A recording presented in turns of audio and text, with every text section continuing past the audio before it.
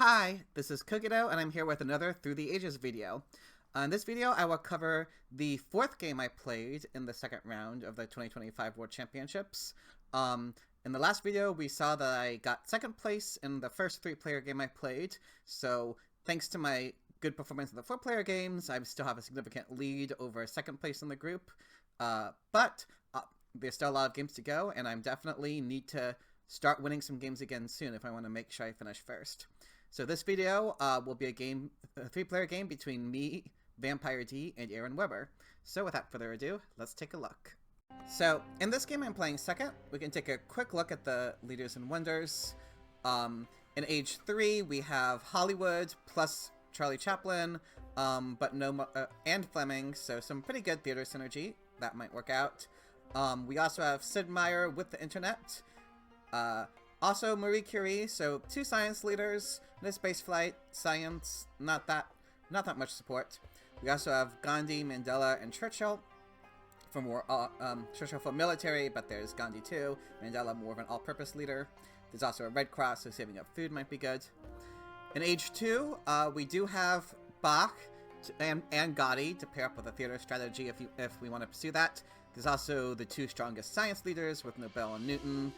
James Watt, so Cole's better than normal, and two military action leaders.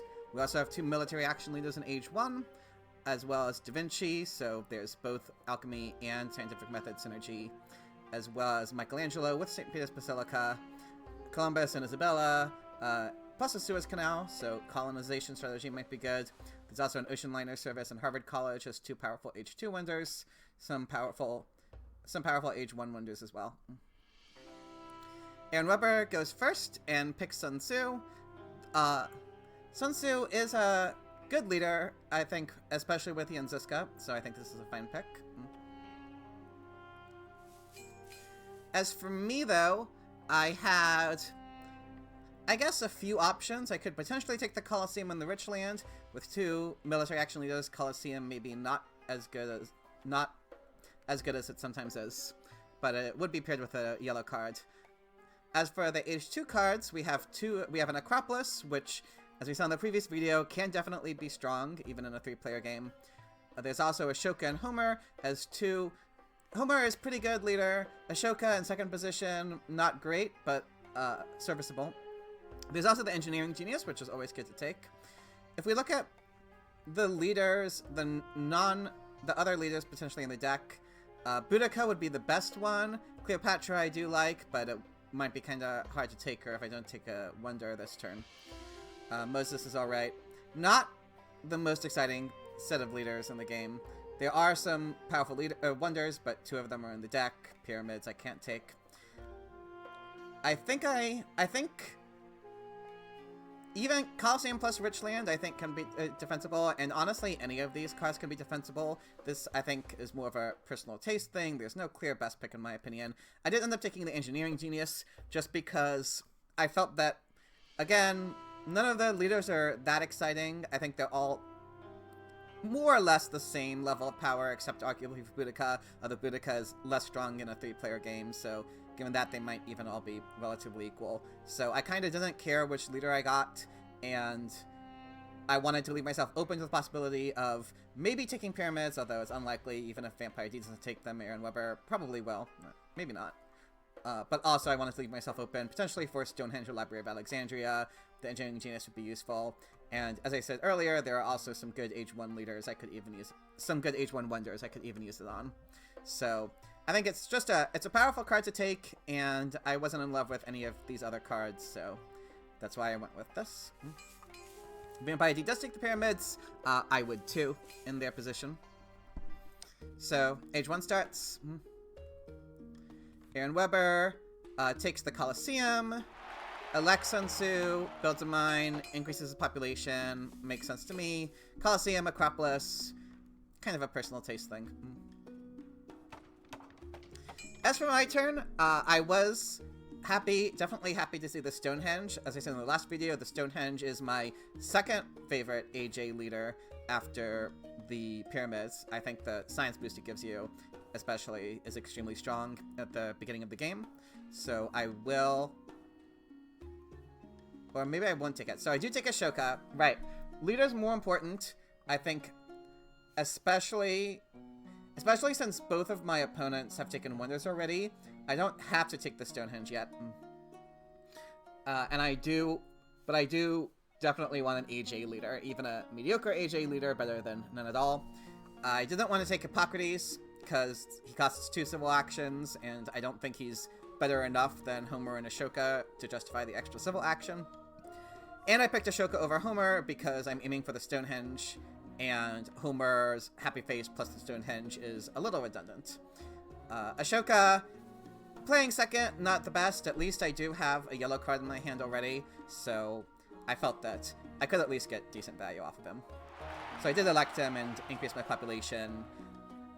Could have taken the urban growth, but not worth the civil action, in my opinion.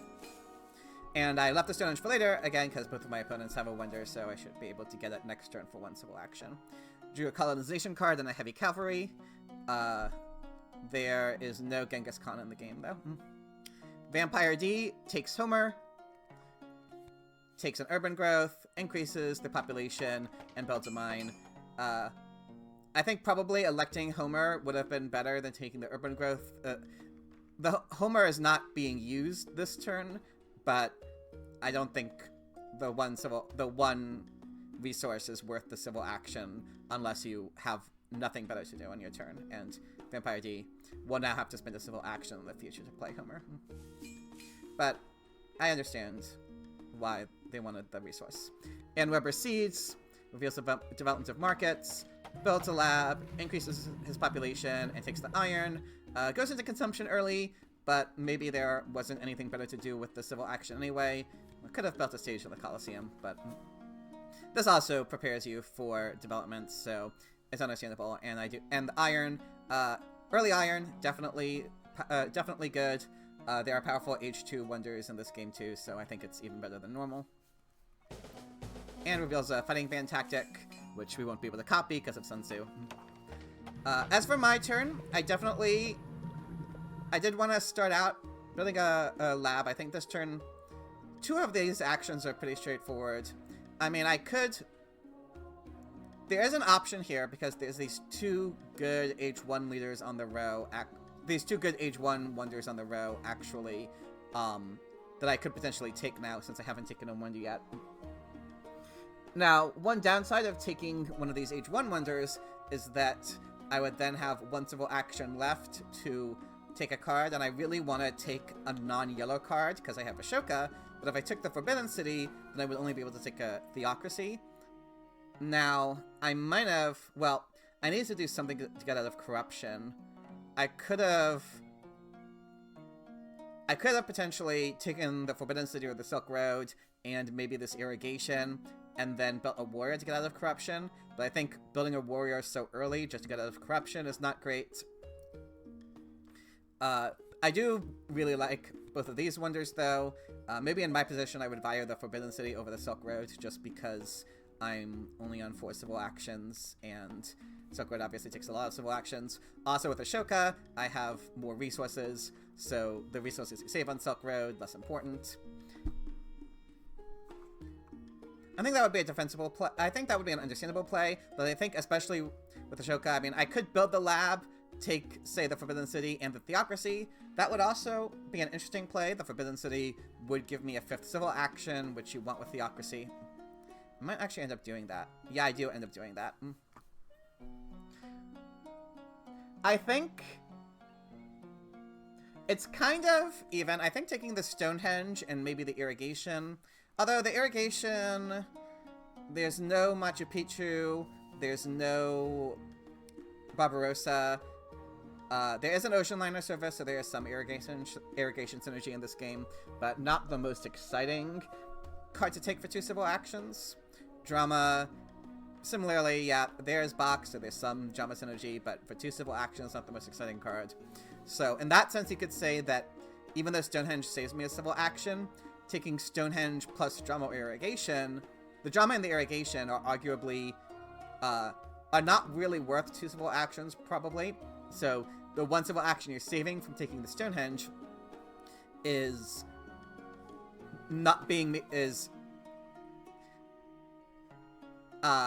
being canceled out, sorry, by the extra civil action these cost. The Theocracy, we saw in my last game that Theocracy was okay for me. It didn't end up working out great, but I think maybe in this game, it's going to be better because I already have in my hand a way to get that 5th civil action, which is so important with Theocracy.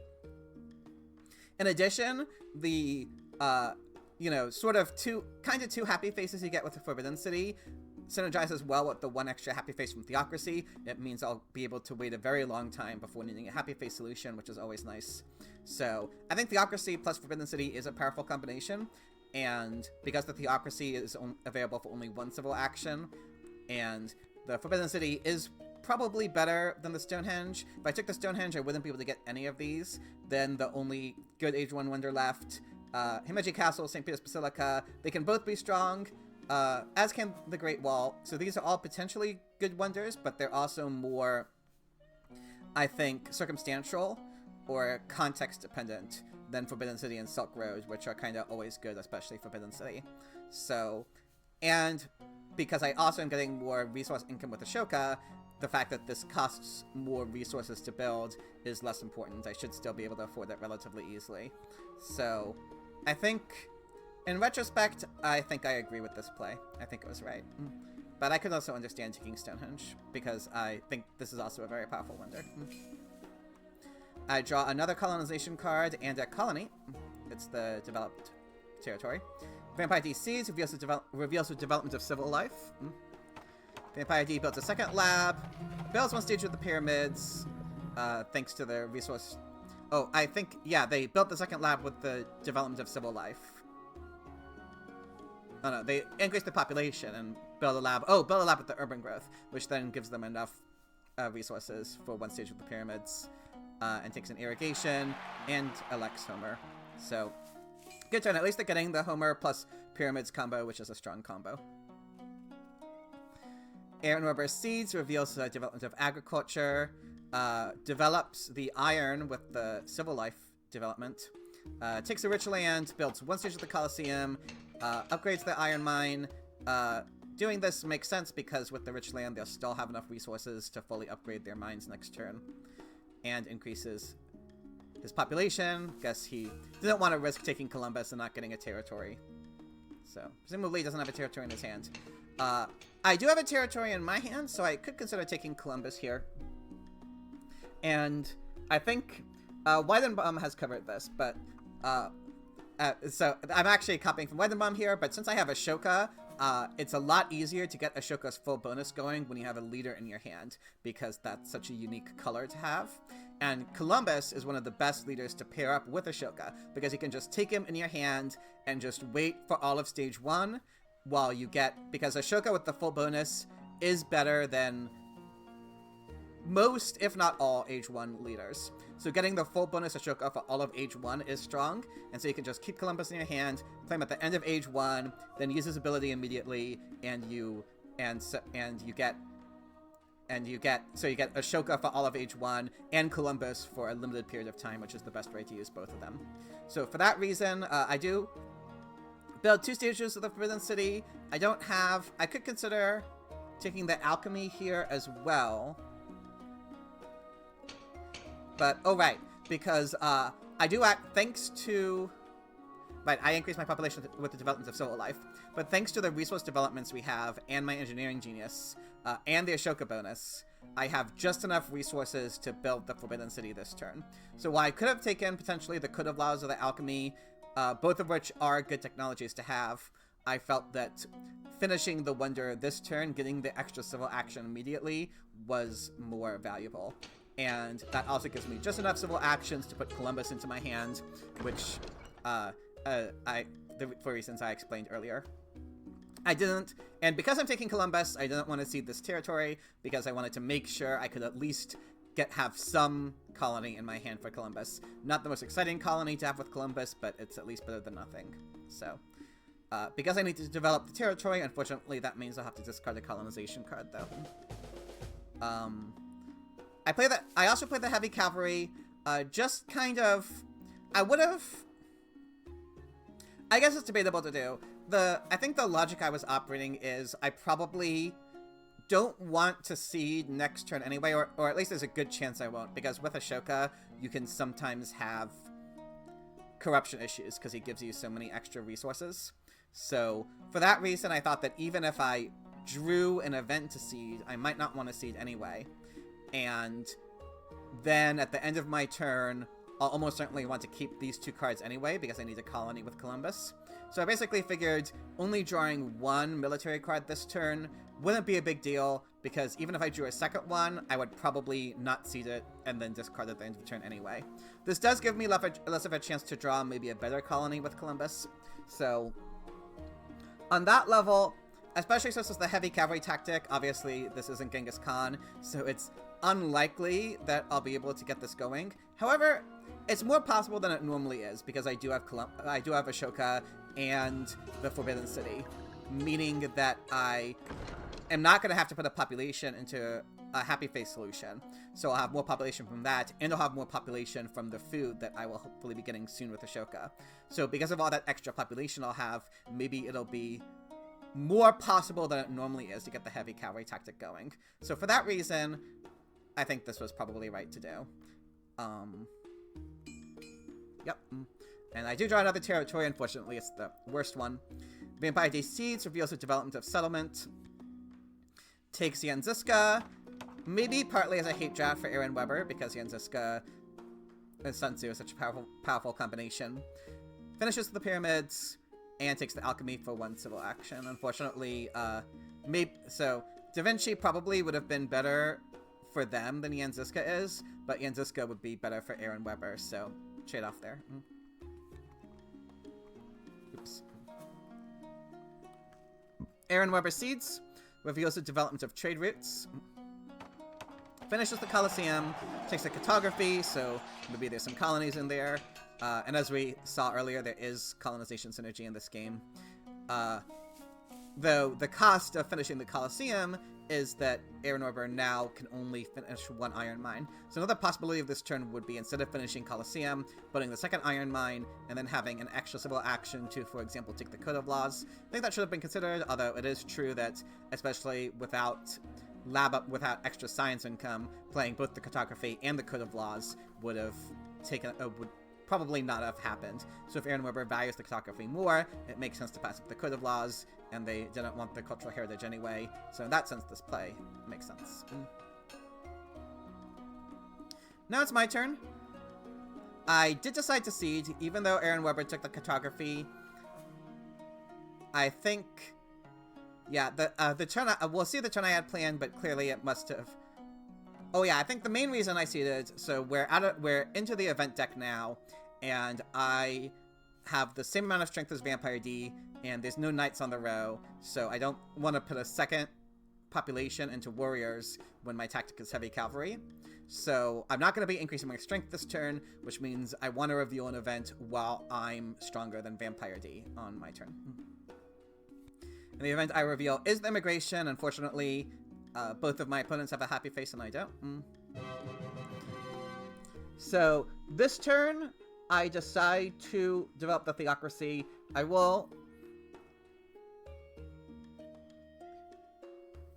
could have done the Code of Laws instead, but I figured probably with the Forbidden City, the Code of Laws is less important. And I don't have any other cards any other signs I want to develop this turn anyway. So I selected the theocracy instead. I guess that also makes me stronger than Vampire D, notably, so that's another advantage of developing it now. So maybe seeding the colony against Aaronwebber, but who knows when Aaronwebber will play the cartography, and I might also... Oh yeah, and I think another reason to seed the colony is if I'm going for the heavy cavalry tactic, this warriors is useless, so I would prefer to be able to send this warrior away on a colony, if possible. Anyway, I developed the theocracy, increased my population twice, and built a 3rd lab. This was another reason I wanted the theocracy, right? So basically, I was thinking, which of these cards might I want? I don't need the monarchy, I don't want the drama, don't want the cultural heritage, already have my Age 1 leader. Irrigation, again, not the most exciting card to take for 2 civil actions. Breakthrough is a good card, but for 2 civil actions, arguably not worth it. So, for all those reasons, I think I decided I didn't really want most of these cards in the row. I don't think any of these are worth 3 civil actions for me. And developing the theocracy like this not only makes me stronger than Vampire D, it also increases my urban building limit and lets me build a 3rd lab. And I figured, again, as stated earlier, because I don't need to put the population into happy faces, and because I will, well, again, not this turn, but for a couple turns, hopefully at least, I will get a food bonus from Ashoka. And we can see I do have a bunch of free population here anyway. Even with building this 3rd lab, I still have enough population to get a heavy cavalry tactic. So I definitely thought this 3rd lab would be very nice to have. And because I have the 3rd lab, I felt comfortable taking the Code of Laws, very strong card in general, if you can afford it. And with my 3 labs going, I thought that the chances were good that I would be able to have the science to afford this. And even though I do have the 5 civil actions with the theocracy, 6 civil actions is still better than 5, especially since I won't want an Age 2 government form. So going into Age 2 and mid-Age 2 with 6 civil actions feels very comfortable. I draw a border conflict, another territory, and another colonization card, which I was happy to see because I seeded a colony. Vampire D takes the monarchy, develops the alchemy, upgrades it, takes the cultural heritage, and increases the population. Best of the irrigation, which I think is fair enough. Even with the Yanziska, irrigation is better, but I can still understand not valuing it highly. They do build a 2nd warrior as well, so that they're still weakest after their turn, but at least maybe on their turn they'll be able to seed. Aaronwebber seeds, reveals the Reign of Terror, so unfortunately Vampire D gets hit by it. I was happy my theocracy play became even better in retrospect with that strength event being revealed. Anyway, Aaronwebber builds a 2nd warrior, takes the Himeji Castle, so he's pushing strength, and takes an engineering genius, which I do think is an important card to have with the Himeji Castle. With this 5-step can be very hard to do. Although on Iron Mines it would be less hard, but still obviously nice to have. And even builds a 3rd warrior, so they are by far the strongest with the Legion tactic as well.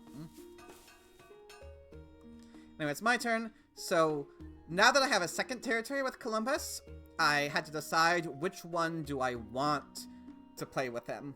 And at the end, I decided that the wealthy territory is more important than the developed territory because I have these 3 labs going, whereas I'm still in bronze mines. So I thought that the extra resources from the wealthy territory should be better.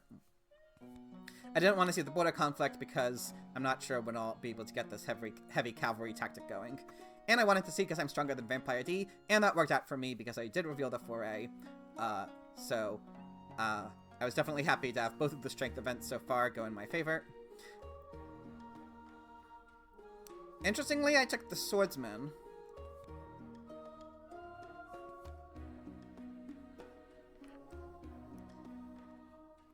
Let's see what I end up doing.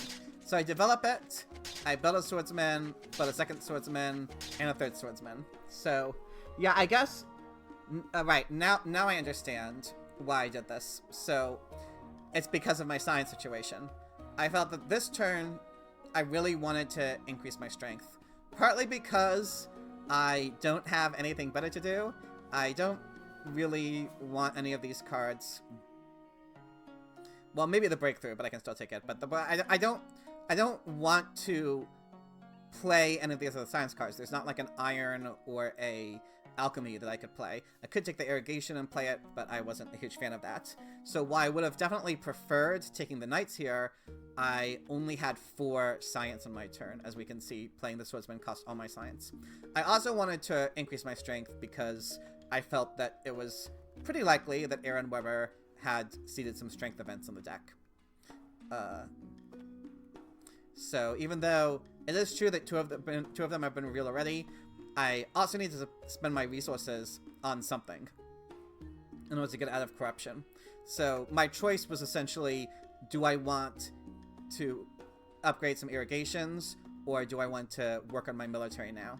I wasn't at risk of an aggression from Aaronwebber. Another reason to take the swordsman here, though, is because there is this Great Wall. Aaronwebber can't take it with the Himeji Castle. Vampire D could, but I thought that there was at least a decent chance that I would be able to get this Great Wall. And obviously, Great Wall, not good with heavy cavalry, but is strong with the infantry. Aaronwebber also, whenever he replaces Sun Tzu, this Legion tactic will be upgraded, which will actually make it almost as good as heavy cavalry. And with the Great Wall, the swordsmen will be much better than the knights. So for all those reasons, I decided to give up on the heavy cavalry tactic essentially, and plan on copying Aaronwebber's upgraded Legion tactic instead. So that's why I did this play this turn. Then I have 2 civil actions left. Definitely Breakthrough is a very strong card to take with 1 civil action. And I also wanted the Rich Land. There's only 1 iron left in the deck. I don't know if I'll get it. I have a good chance to, since I played before Vampire D, but I still might not get it. Even if I do get the iron, obviously the Rich Lands will be strong, and if I have to wait for the coal, this is a necessary card. I didn't want any of these other cards anyway, so I think this is a good turn. Discard the Border Conflict because I need the territory for Columbus. Vampire D will now take the knights. Play it, build 1 knight, play Yanziska, getting a keeping Homer's happy face, takes an urban growth, and plays a medieval army tactic. So unfortunately, he is still the weakest though. Aaronwebber Seeds reveals a scientific breakthrough, which is I and Vampire D both have 3 science because Vampire D has this alchemy. Aaronwebber, with the engineering genius, can build 1 stage of the Meiji Castle, increases his population, takes Joan of Arc, Elixir, and finishes the Meiji Castle. Joan of Arc, maybe not the best leader, not great synergy with Colosseum. 4 military actions is still better than 3. Aaronwebber doesn't have any religions yet, though he will need a happy face solution soon, and there are 2 theologies in the row, so he should get a theology by next turn. And the only other leader left was Michelangelo, who wouldn't be good for him, so it makes sense that he wanted Joan. This turn seems good. And builds a 4th warrior so that he remains strongest.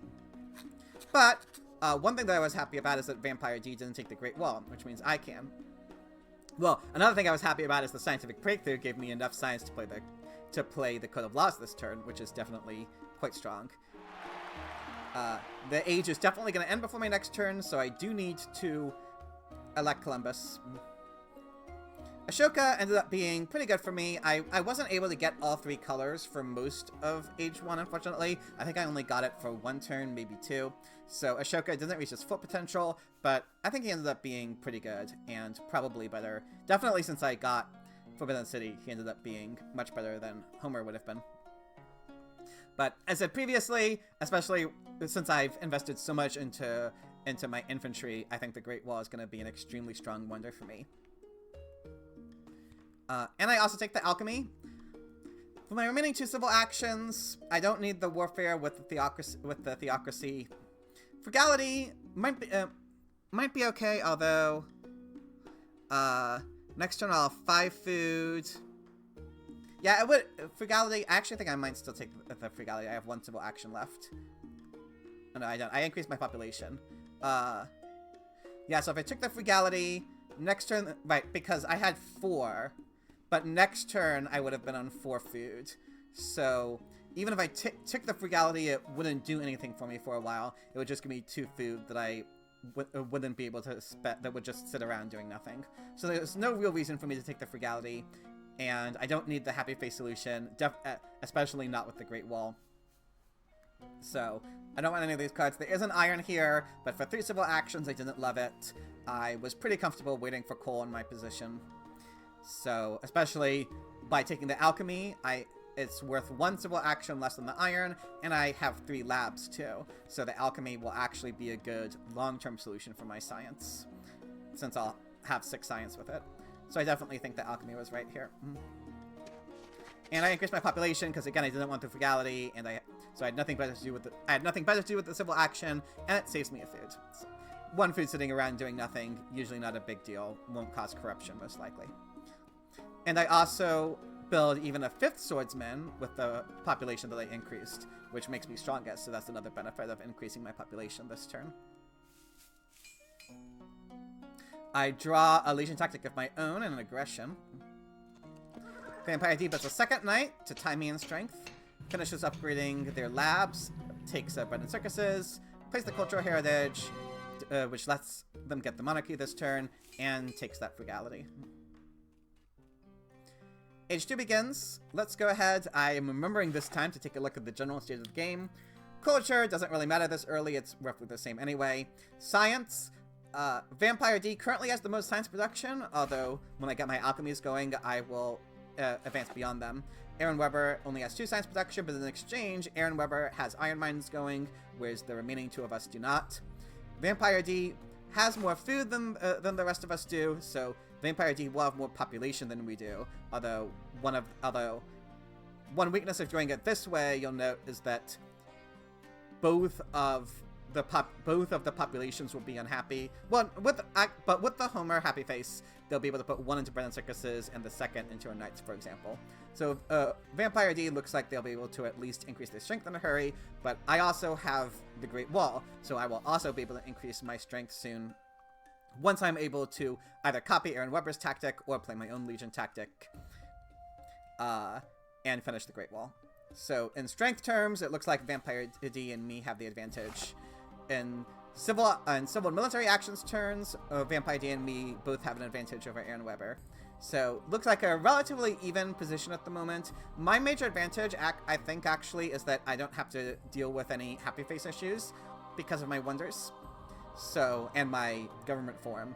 So that is what enabled me to put so much population into my military. So I think that's actually my biggest advantage over my opponents at the moment. Anyway, Aaronwebber seeds reveals the good harvest. So unfortunately, looks like I'll be stuck on 3 food now because of that. So unfortunate. Aaronwebber now takes the theocracy, good with Jean obviously, and needs a happy face solution. So builds one and develops the cartography, which perhaps suggests that, well, we know from my seeding actually that 2 of these are colonies, but the other 3 cards were seeded by Aaronwebber, so perhaps there are even more colonies coming than that. It's my turn. So I actually, right, so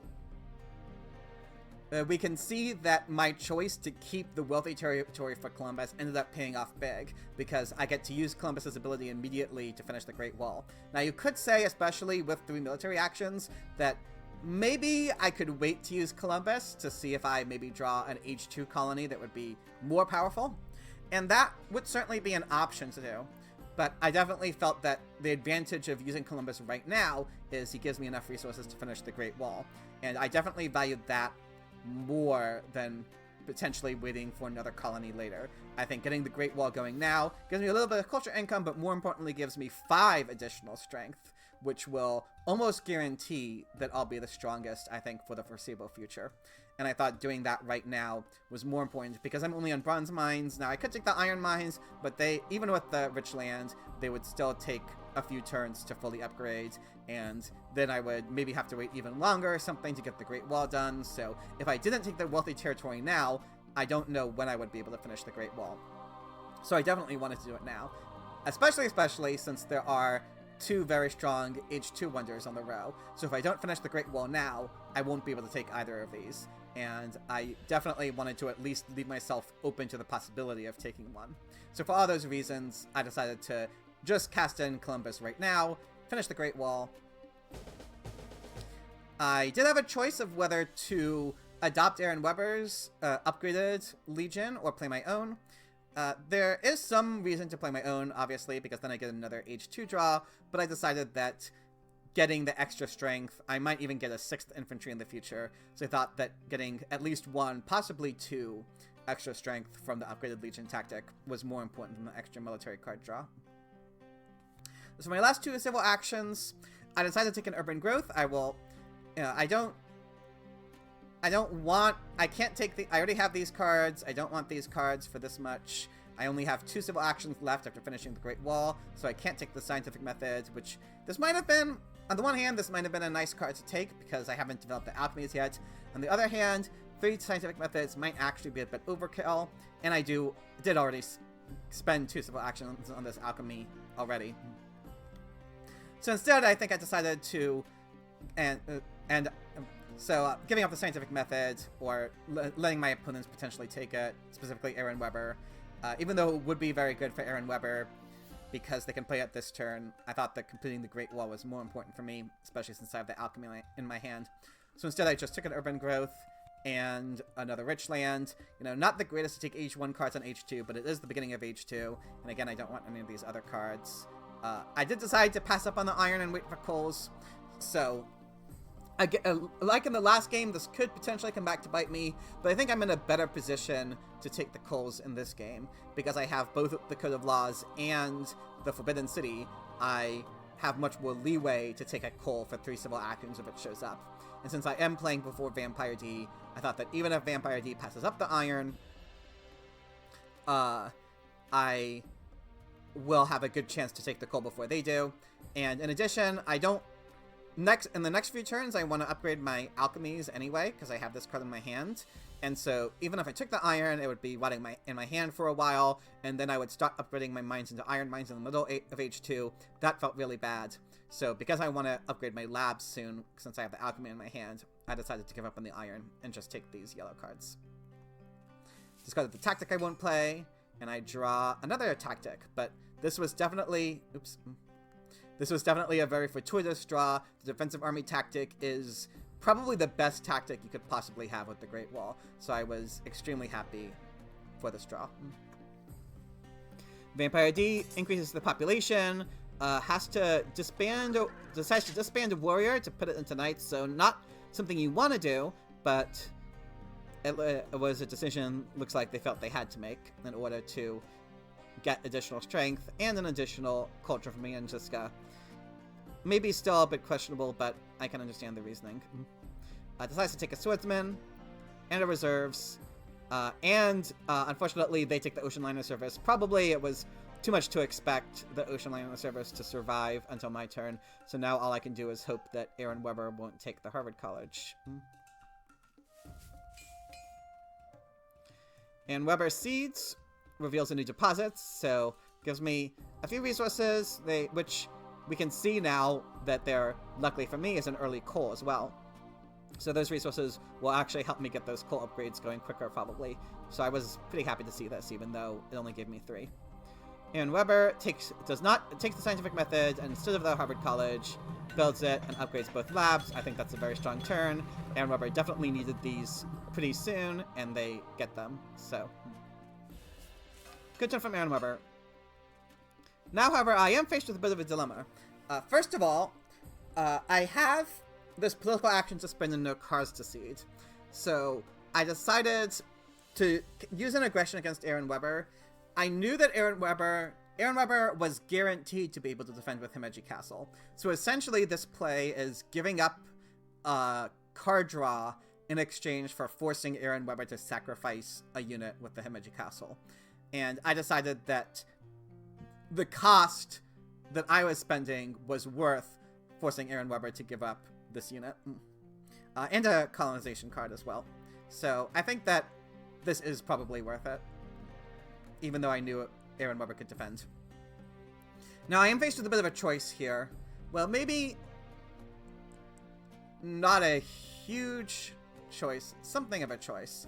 There are this is sort of, some turns there's like no good cards and you have to struggle to figure out what to do. This turn is the opposite in that there's a cornucopia of excellent cards and I have to choose which ones I value the most. We have the Harvard College, which with the Ocean Liner Service played is one of the strongest H2 wonders remaining. Now there is, however, a Suez Canal in the game, and since I already have a colony, thanks to Columbus, the Suez Canal will be guaranteed to give me 2 resources as long as I draw a colony for it, which maybe with 3 military actions going for all of H2, I have good odds of getting a colony. So even if I give up the Harvard College, the Suez Canal might still be a strong wonder for me. But on the other hand, giving up the Harvard College when it's available on this side of the row, especially when it'll be on Alchemies, but 3 Alchemies would be hard to justify. There's, in addition though, the Strategy, which is one of the most powerful H2 cards, period. There's also Selective Breeding that I'll need at some point. There's also a Coal that I'll want soon. And there's James Watt, who is arguably the best leader for me in this situation because I'm going to be wanting to upgrade both my farms and my mines. So, like I said, there's 1, 2, 3, there's 5 cards on this row, all of which I wanted, but I don't have enough civil actions for all of them. So I'm going to, especially since I need to get out of corruption somehow, probably by building a lab, or maybe by upgrading a coal mine. So, I feel like I could talk for an hour about this turn. I will stop myself. I think, thinking it through, let's sort of talk about each one individually. So, I did definitely want the coal. I sort of learned my lesson from the last game. Vampire D didn't take the iron either, so the Vampire D is going to want the coal as well. So they would definitely take the coal for 1 civil action on their turn if it was available. And I didn't want to risk the second copy of coal being late. So I feel at least taking the coal, not necessarily building mines, but at least taking it in hand, I think is necessary. I also felt it was important to take the selective breeding. You will notice in this game, no one actually took... Oh, well, Vampire D took irrigation, actually. So, Vampire D has irrigation plus Ocean Liner Service. That'll be good for them. But Aaronwebber is playing before me. And notably, if I don't take this copy of selective breeding, it will be discarded. Or, I mean, it won't necessarily be discarded, but, like, I would take the strategy instead. I think I will end up taking the strategy even, probably, if I remember correctly. So, the selective breeding will be discarded after Vampire D's turn if I don't take it, which means there will only be 1 selective breeding left in the deck for me and Aaronwebber to fight over, and Aaronwebber placed before me. So, I didn't want to risk Aaronwebber taking the only other copy of selective breeding in the deck and leaving me without one. That would make my food situation... Even though I have enough population right now, I do want these at some point, so I wanted to take these in my hand, especially since they're available for 1 civil action. I thought that was also necessary. As stated before, I developed the alchemy and built 1 together of corruption, and with my last civil action, I take the strategy. So, the 2 cards essentially I abandoned were the Harvard College and James Watt. And again, I think you could talk for a long time about the relative merits of all of these cards, but I think at the end of the day, the logic probably comes down to, I don't need the Harvard College, partly because I'm going to be spending a lot of turns upgrading my economy anyway, so I wouldn't be able to complete this until the end of Age 2 regardless. And second of all, again, there is the Suez Canal in the game, which, if I draw a second colony, would be a strong wonder for me, because I already have 1 from Columbus, and there's also at least 2 colonies left in this deck. I have a good chance of getting one of them, even though Aaronwebber has this colonization bonus. I have these 2 colonization cards. Maybe I'll draw more. I also have a lot of soldiers to dump into colonies, obviously. So, I think waiting for the Suez Canal... the Suez Canal would be at least as good as Harvard College for me. So I think abandoning the Harvard College for that reason is justifiable. And abandoning James Watt, first of all, he's only available for 3 civil actions, whereas all these other cards are available for either 2 or 1. And second of all, even if I don't get James Watt, I think there are still some strong leaders in the deck. Nobel can be a very strong leader. Newton, maybe not as great with alchemies, but on the other hand, I will have 3 alchemies, so I'll still have good science protection with Newton, and he'll save me a lot of civil actions. Catherine and Robespierre might be fine. Gotti might be fine. Now, it is true that with Columbus, right, since I'm operating without a leader at the moment at all, that when you have Columbus, ideally, you want to take another Age 2 leader as soon as you can. So that is a weakness of this play. I won't be able to guarantee getting, I probably don't want Bach anyway, but even if I did, I wouldn't be able to guarantee getting him or James Watt. Vampire ID definitely might want James Watt as well, because they'll need coal mines at some point. So that is one weakness of this play, that I might have to go without a leader for more turns, but I think that these 3 cards, strategy is just an all-purpose, a very strong card, and I'll have the science for it. These cards I will definitely want, ideally sooner rather than later. I don't know when the second copy will be available, and with selective breeding, I don't know if I'd even get the second copy. So, in retrospect, I think that these were the correct cards to value over the Harvard College and James Watt. And I draw 2 more tactics. Unfortunately, I really would have preferred an event to siege or maybe a colony for Suez Canal. I definitely prefer the defensive army over any other H2 tactic, given that I have Great Wall. So that's how it is, though. Vampire D does indeed take James Watt, especially since he's available for 1 civil action after my play, 1 weakness of my play. What can you do? They increase the population. There's also happens to be the 2nd copy of selective breeding right now, and we can see that I'm happy. I definitely was happy that I took this selective breeding, because Vampire D now is taking the 2nd copy, and if I hadn't taken this, Vampire D would have taken the 1st copy, and Aaronwebber almost certainly would have taken the 2nd copy. So if I hadn't taken this, I would indeed have been without any farm upgrades for at least all of Stage 2. So this definitely was the right choice, at least. Anyway, they also develop the Bread and Circuses and build 1 so that they're not in rebellion risk. Aaronwebber sees, despite being the weakest, reveals the historic territory that I ceded. So I basically, yeah, I think I bid 1 swordsman and a colonization card. I didn't want to bid too much into this historic territory because I knew that there was also a developed territory in the deck, at least, probably more, because Aaronwebber has this colonization bonus. He also ceded despite being weakest, which is telling. So I didn't want to bid too much. I kind of wanted to keep... I basically wanted to lose this, but I didn't want to lose it by too much. I wanted to force Aaronwebber to at least... This way, Aaronwebber can't win the colony with just a warrior. He'll have to spend a warrior and something else, either a 2nd warrior or a colonization card. So I think that's why I ended up bidding 4, and exactly 4. And he does indeed end up using a colonization card on it. I also felt that I really didn't need the happy face with all of my happy face wonders and theocracy.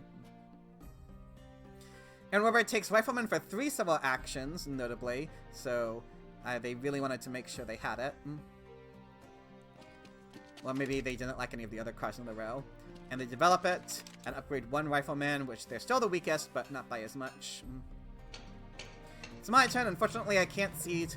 So this turn looks to be more straightforward. Thankfully, not getting James Watt ended up working out. I have 2 strong leaders on the row for me this turn, in Isaac Newton and Nobel. So I think the main difficulty this turn was picking which one. And I think they can both be justified, especially Isaac Newton, again, he will only give me 1 extra science per turn. But the civil actions he'll save me will definitely be very viable. Now, I am, however, on 6 civil actions already, so the civil actions are less necessary than they would otherwise be. So I think for that reason, well, first I finish upgrading I upgrade my lab, and I do take Nobel. He is worth 1 more civil action than Newton would be, but I think probably that civil action I wouldn't have used anyway. None of these cards in the row I really want. I don't have the free population for journalism. After upgrading these, I'm going to be working on my colon selective breeding anyway. So I didn't want the journalism. I don't think any of these are worth 3 civil actions. And these cards are also not the most exciting. So really, the 1 civil action I save from taking Newton I think doesn't really matter. So the choice here is basically between either 1 less science per turn from Newton, but extra civil actions, or 1 additional science per turn, plus more strength, which I am the strongest right now, so I don't need it, but I might need it in the future. Especially if I don't get the cannons, or if I miss out on the cannons. So the strength might be useful, but I think the real reason to take Nobel is the science bonus, and also, obviously, the extra culture you might get from having a lot of science with Nobel. Because I have 3 labs going, I felt pretty confident, 3 labs and I won't need an H2 government form. I felt pretty confident that I should be able to have a lot of good amount of science saved up by age 3 on the time that I replace Nobel. Vampire D is only on 2 alchemies. Aaronwebber is on scientific methods, but he'll need an H2 government form, and, well, he has no way to fix his food situation, but I could definitely see the case for Newton too, since those civil actions he saves you are definitely very strong. I think part of this might have been just like an automatic, oh, I don't want Newton because I'm on alchemies, but I think even with just alchemies, Newton is still a strong leader because the civil action is kind of what you really want from him. So I think Newton definitely would have also been a justifiable play here, but I just valued the extra science from Nobel more.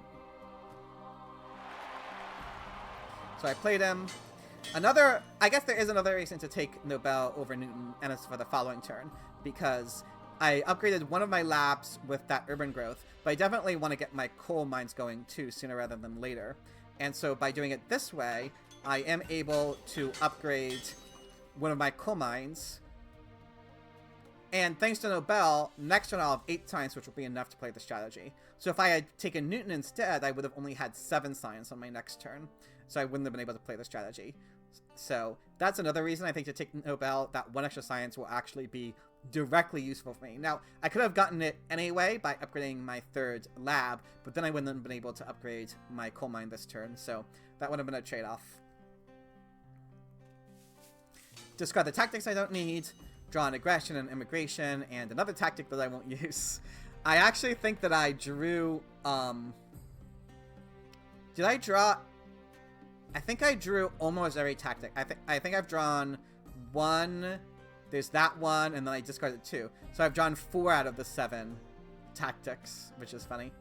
Anyway, Vampire D reveals the developed territory. I guess I still bid 4. I think... Yeah, I figured because I have so much science income that the science wasn't really valuable to me. And I think I figured that Aaronwebber probably, because he developed the cartography, I thought chances were strong there were more colonies coming that would have been more valuable to me, like a vast territory or something. So I decided not to bid that much on the developed territory to, again, hopefully leech more colonization cards out of Aaronwebber. Though, unfortunately, since it's only on 5, Aaronwebber was able to do it just with the riflemen, so maybe I should have bid 6. What would it have actually cost me to bid 6? So, the Great Wall doesn't...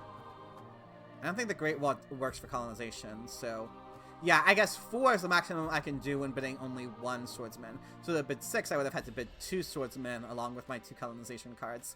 And 2 swordsmen in exchange for... the developed territory would have probably been too much. That would have cost me a total of 6 strength and would have put me at 14. So I would have been tied with Vampire D with no easy way to rebuild the warrior since I'm stuck on 3 food. So maybe that was right after all. Anyway, Vampire D takes and develops the justice system, so they have a bunch of civil actions now.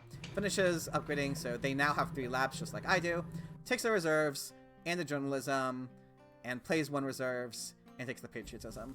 So, unfortunately, looks like they'll have to sit on the ocean liner service for a while because they aren't getting the coal mines quickly. Aaronwebber increases population, rebuilds the riflemen, takes the wave of nationalism. For 3 civil actions, especially since Aaronwebber is still on 4 civil actions, this is a very painful card to take.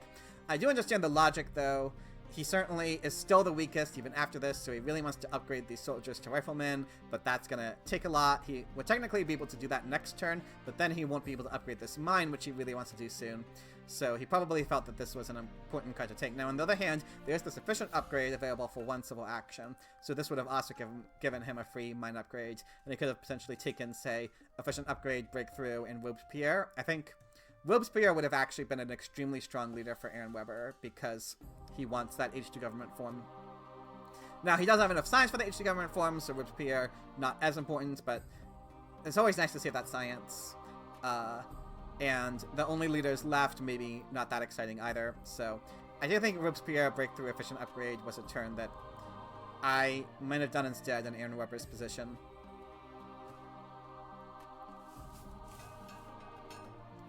On my turn, I do see that immigration. I'm the strongest, so I wanted to move the event deck forward, and the strength event was revealed, so I was glad that I seeded. As for my turn, I do want to keep those coal mine upgrades coming. With the rich land, I will still retain enough resources to upgrade my last lab as well, so I think that's a pretty obvious thing to do with 2 of my civil actions. So the question is what else to do. Now, there is that Suez Canal I mentioned earlier on the row. Unfortunately, I did not draw any colonies for it, though. H2 is about to end. I will get probably 2 more draws on H2, and I didn't want to roll the dice on the Suez Canal, partly because looking at my position, right, Aaronwebber has the culture lead, but his civil action situation is trouble, and Aaronwebber is also going to have severe population issues thanks to missing out on all of the farm technologies. So I felt that I was definitely in a stronger position than Aaronwebber for that reason. And Vampire D is also facing some issues because of not getting the coal mines for a while. So I also felt that I was in a strong position in general in this game, and I didn't want to take risks. And if I take the Suez Canal and don't draw any colonies, that would be disastrous. And I felt that I had good chances of winning this game without rolling the dice on Suez Canal. So I decided to pass up on the Suez Canal, especially since I both wanted to develop the strategy this turn. I don't necessarily need it because I will almost certainly be the strongest regardless. And I don't have the resources to use the extra military actions anyway. But it does put even more pressure on my opponents, right? With 20 strength, they could defend a bit easier. But now, for example, Vampire D would need two defense cards to defend against me. Aaronwebber would also need 2 defense cards to defend against me.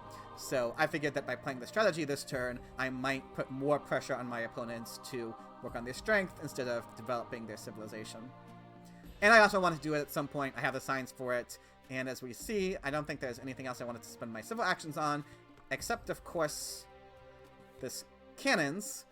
With the defense, especially with the defensive army in my hand and the Great Wall, cannons is a necessary technology for me. With my last civil action, I decided to take the efficient upgrade.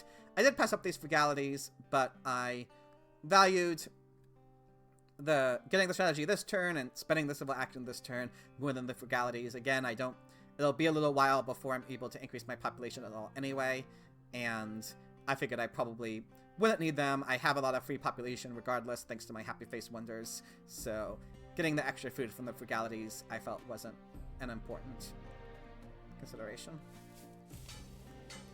I draw a colonization card, another tactic I won't use, so I think I ended up drawing almost all the issue tactics. Maybe, I think the only one I didn't draw was fortifications, which is very funny. Vampire D reveals a rat, so I do lose the most food, but I wasn't actually using it anyway, so I didn't really care. I mean, at some point I'll get those farm upgrades going, and by then I'll mess up 3 foods, but it wasn't a terrible rats for me. Vampire D plays the reserves for resources, takes a rich land, develops the swordsman, takes the engineering genius, and upgrades their worst swordsman. Playing the swordsman, I mean, for only +1 strength, but maybe they have a medieval. I think maybe I didn't see the medieval army tactic either. I can't remember. So maybe they have this tactic in their hand that they need the swordsman for. And I guess they didn't. Well, there is this coal in the row, so I think Vampire D could have considered playing James Watt this turn, taking and developing the coal and building an upgrade. They definitely had the civil actions for that. But it looks like they figured that Aaronwebber doesn't need the coal. I already have the coal. So they figured that the coal will be available for 1 civil action next turn anyway, though that does cost them the 2 resources they would gain from developing the coal. Actually, I think they had enough resources with James Watt. They had 6, right? And James Watt lets you upgrade for I guess that wasn't enough, so they would have only gotten 1 upgrade anyway. That's still 2 resources that they don't otherwise have, but they saved 2 civil actions on the coal. Now they spend those civil actions on the engineering genius instead, but that is true that passing up the coal costs them 2 resources, but taking the engineering genius gives them 4 resources, so it's a defensible play. And they build 1 stage for the ocean liner service. Aaronwebber Seeds reveals the emigration I seeded. None of us have any discontent workers. Aaronwebber plays that era nationalism he paid so dearly for last turn, which enables him to upgrade both of his riflemen for free. Decides to take Gotti, needs a leader, and Catherine wouldn't be great, especially since, it might be difficult for Aaronwebber to get more strength than even one of us, much less 2 of us. So I think Gotti is on the other hand, with Aaronwebber's severe population issues, it looks like Gotti probably is only going to give them 2 culture for a few turns, so I think Gotti is extremely weak in their position. Catherine would at least give him the military action in addition to the 2 culture per turn. But also, Age 2 is probably going to end before Aaronwebber's turn. Aaronwebber only has 4 civil actions, so saving a civil action by letting Gotti this turn is also important. Anyway, he also takes the urban growth and finally finishes upgrading his mines. It's my turn. I do seed. Now I forget which card that was, but obviously I'm the strongest. I want to seed.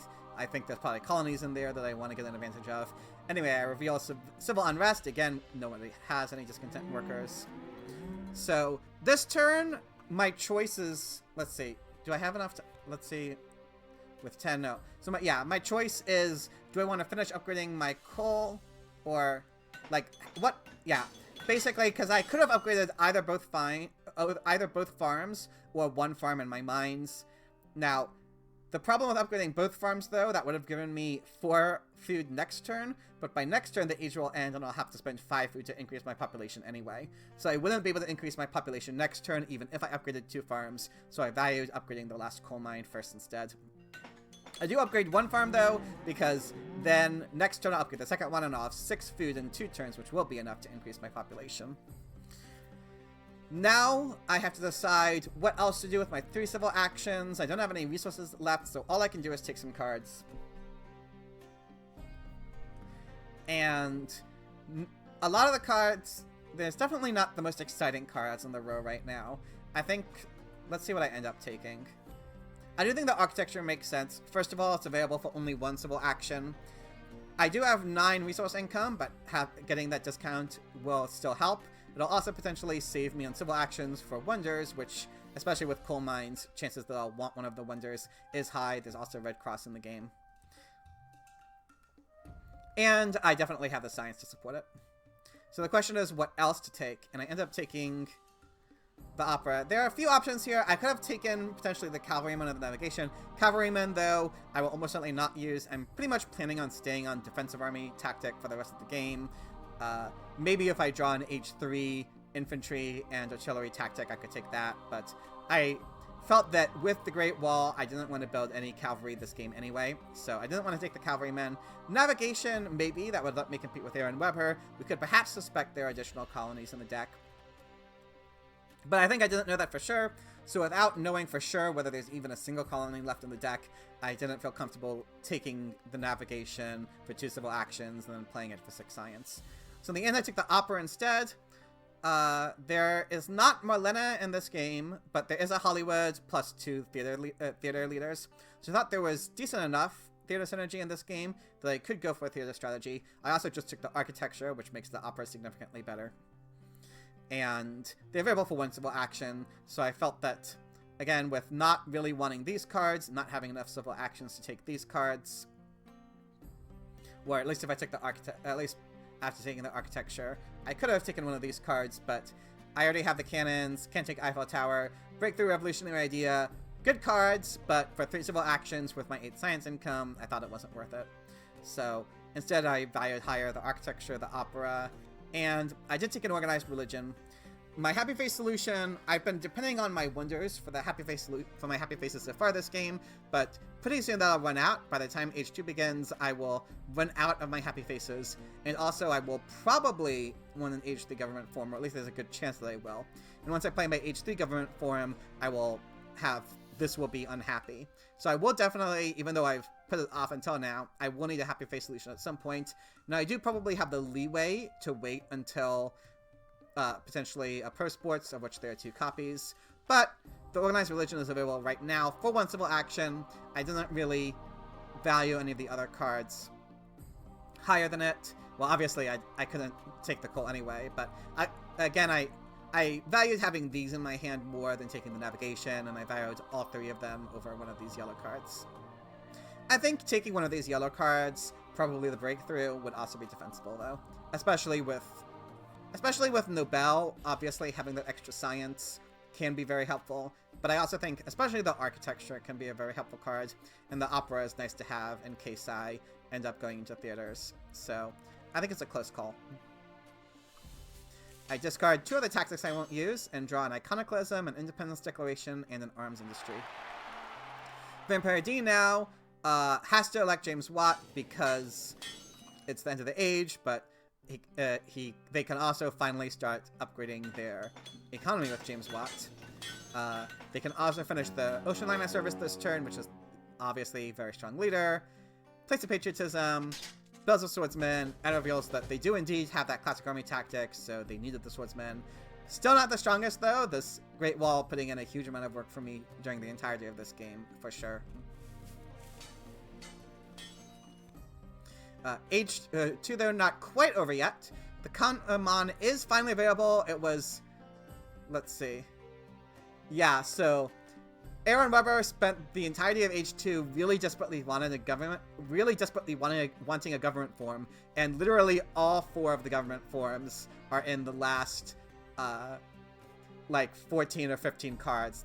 The second copy of Kanman is literally the last card in the deck. So that was definitely extremely unlucky for Aaronwebber. I feel for him. But he does get it now, finally. Destroys a temple. Not sure. Well, see if there's a reason. Maybe they want to build a cavalryman. Yes, they do. So, he's still the weakest, though, unfortunately. Anyway, Age 3 now begins, and I siege. So that was the Independence Declaration. I, first of all, felt very confident that I would not be the weakest in this game, and even if I do get hit by the Independence Declaration, losing these 3 blue tokens, not the end of the world. The Iconoclasm, I didn't want to see, because if the Iconoclasm is revealed on Nobel, Nobel prizes won't exist. And I was pretty confident that I would have enough science that the Nobel prizes would help me at least as much, if not more, than it would help my opponents. In the arms industry as well, I'm currently only on swordsmen, whereas Aaronwebber has riflemen, so it wasn't obvious to me that this would be a helpful event for me. But I still wanted to see it since I was strongest, so the Independence Declaration felt the safest. And I reveal the popularization of science, which gives me 2 culture over my opponents. So I definitely wanted to upgrade my farm, but at this point I'm faced with a little bit of a difficult situation. So the first Age 3 cards have been on the row, but I think none of them are that valuable to me necessarily. The military build-up could potentially be helpful. Right now I am the strongest, though. I also have strong resource income, so for 3 military actions, perhaps not exciting. Tanks I'm not going to want. Rockets, I mean, maybe, but I already have the cannons. I feel that in general, the Age 2 units are better than the Age 3 units, because so much of your strength comes from tactics, and the 2 resources you save on each Age 2 unit often lets you have like an additional tactic. It does cost more population, but speaking in general terms, with coal mines, the Age 3 units can be more justifiable, but on the other hand, it's only available for 3 civil actions. None of these other cards, like the efficient upgrade, I don't know if I'll ever use. These 2 science yellow cards that I passed up last turn are still available for me, though. So I do definitely, especially with Nobel, I do definitely want these. But there is maybe another more surprising card I take, and that's this Eiffel Tower.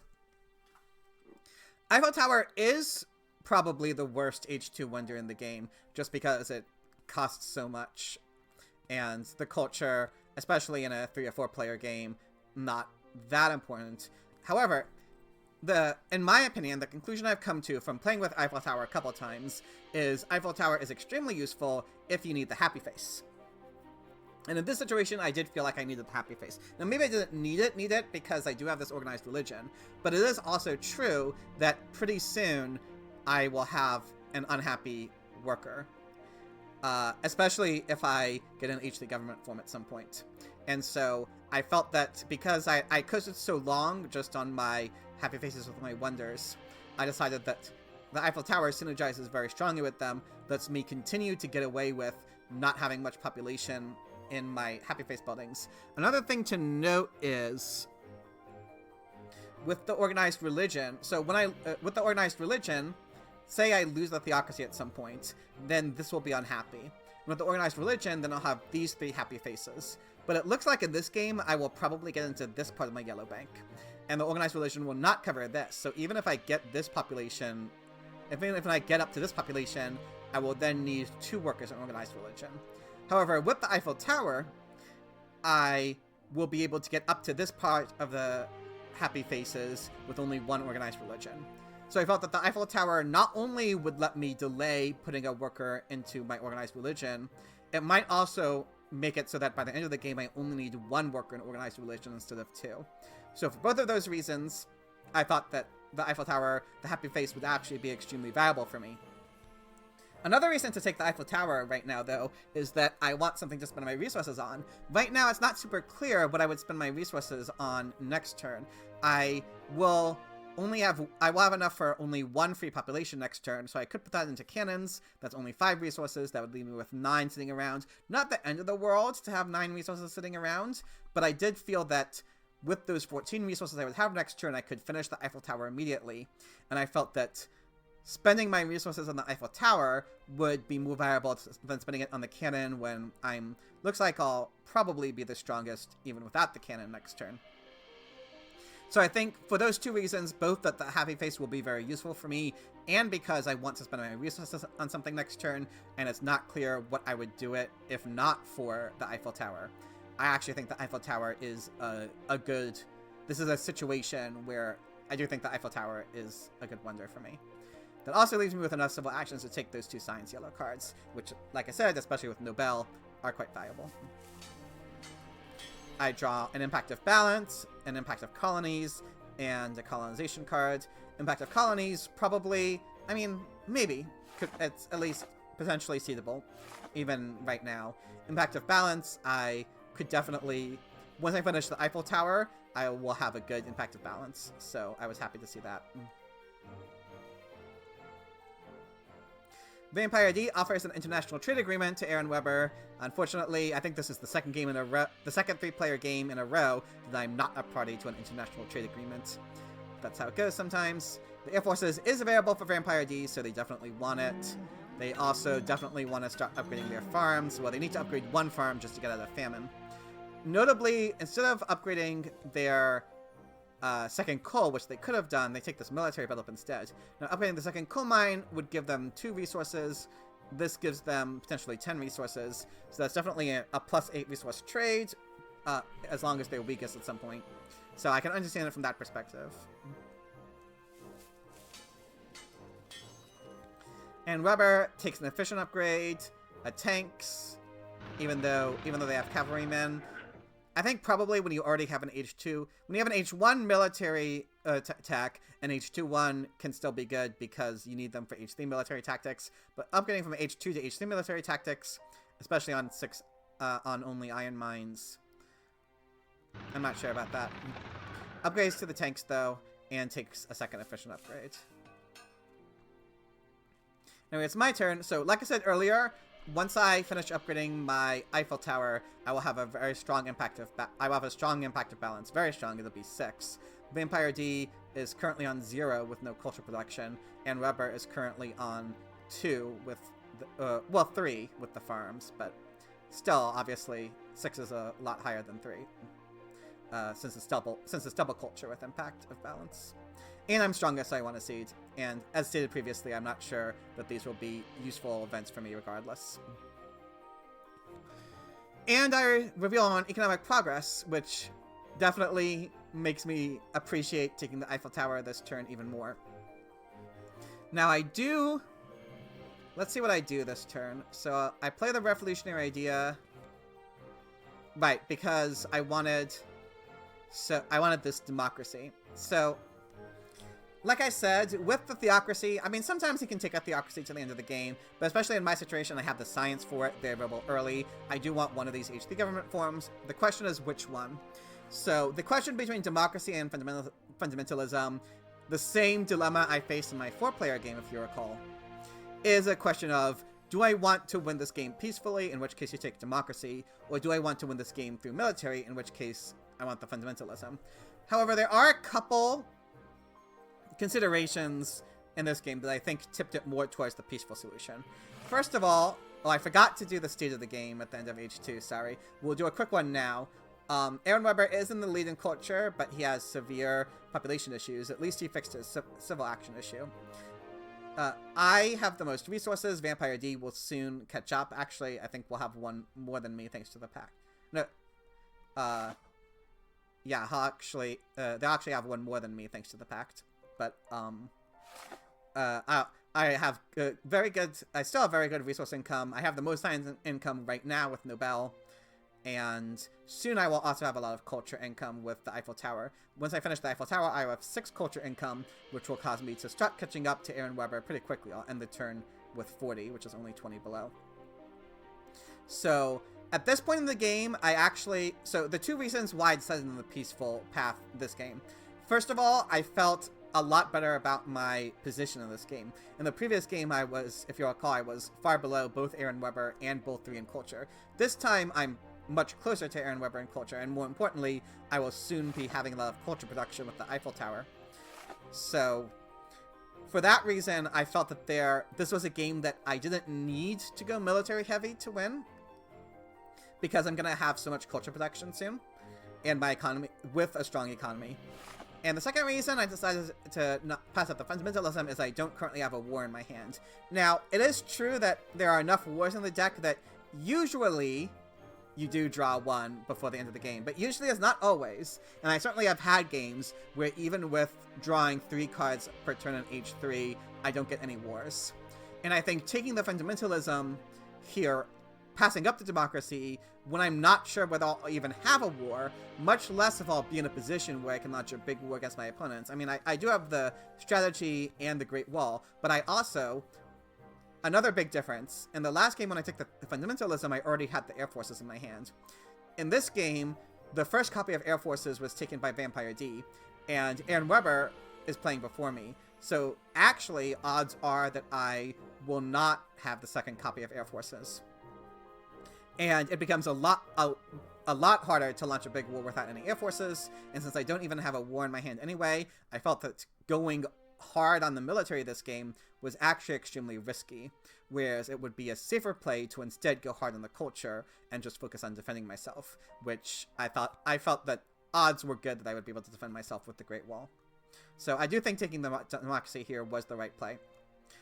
By playing that in addition, by playing that revolutionary idea, and with my breakthrough, well, I don't need the breakthrough, but I will have enough science to both play the democracy and play the architecture. The architecture is saving me 2 civil actions on the Eiffel Tower, which, because I replaced my theocracy, I absolutely need the Eiffel Tower this turn. So we can see here how useful the Eiffel Tower ended up being. Without the Eiffel Tower, I would have had to build an organized... Well, I would have been able to just increase my population to have an unhappy worker, but at least not be in a rebellion. So in that sense, it wouldn't have been... not having the Eiffel Tower wouldn't have been the end of the world, but it still would have been annoying. This next worker, ideally, I would like to put into cannons anyway. So this Eiffel Tower will let me delay the organized religion for 3 more turns. The longer I delay this happy face solution, potentially I could even, since I'm going peaceful, I might even want to put my population into operas instead of organized religion. And the Eiffel Tower will help me get my happy face solution purely off of the operas and not the organized religion, if that's the path I decide to end up going down.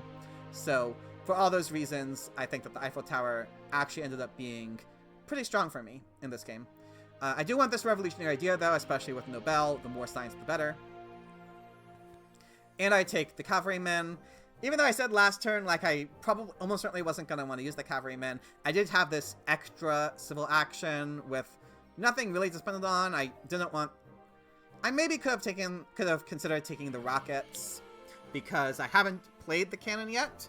So I could play the rockets instead of the cavalrymen. Yeah, honestly, in retrospect, the rockets would have been better, because the odds that I'll want a cavalryman... I mean, I could draw an H3 tactic that requires cavalry, and if I do, then the cavalryman would definitely be helpful. Although I'm only on swordsman, so I'd also need a modern infantry, but probably I'll get a modern infantry since Aaronwebber is on rifleman, although he's already shown a willingness to upgrade from H2 to H3 military. So there's a chance that I won't get a modern infantry, or I won't get it until late in the game.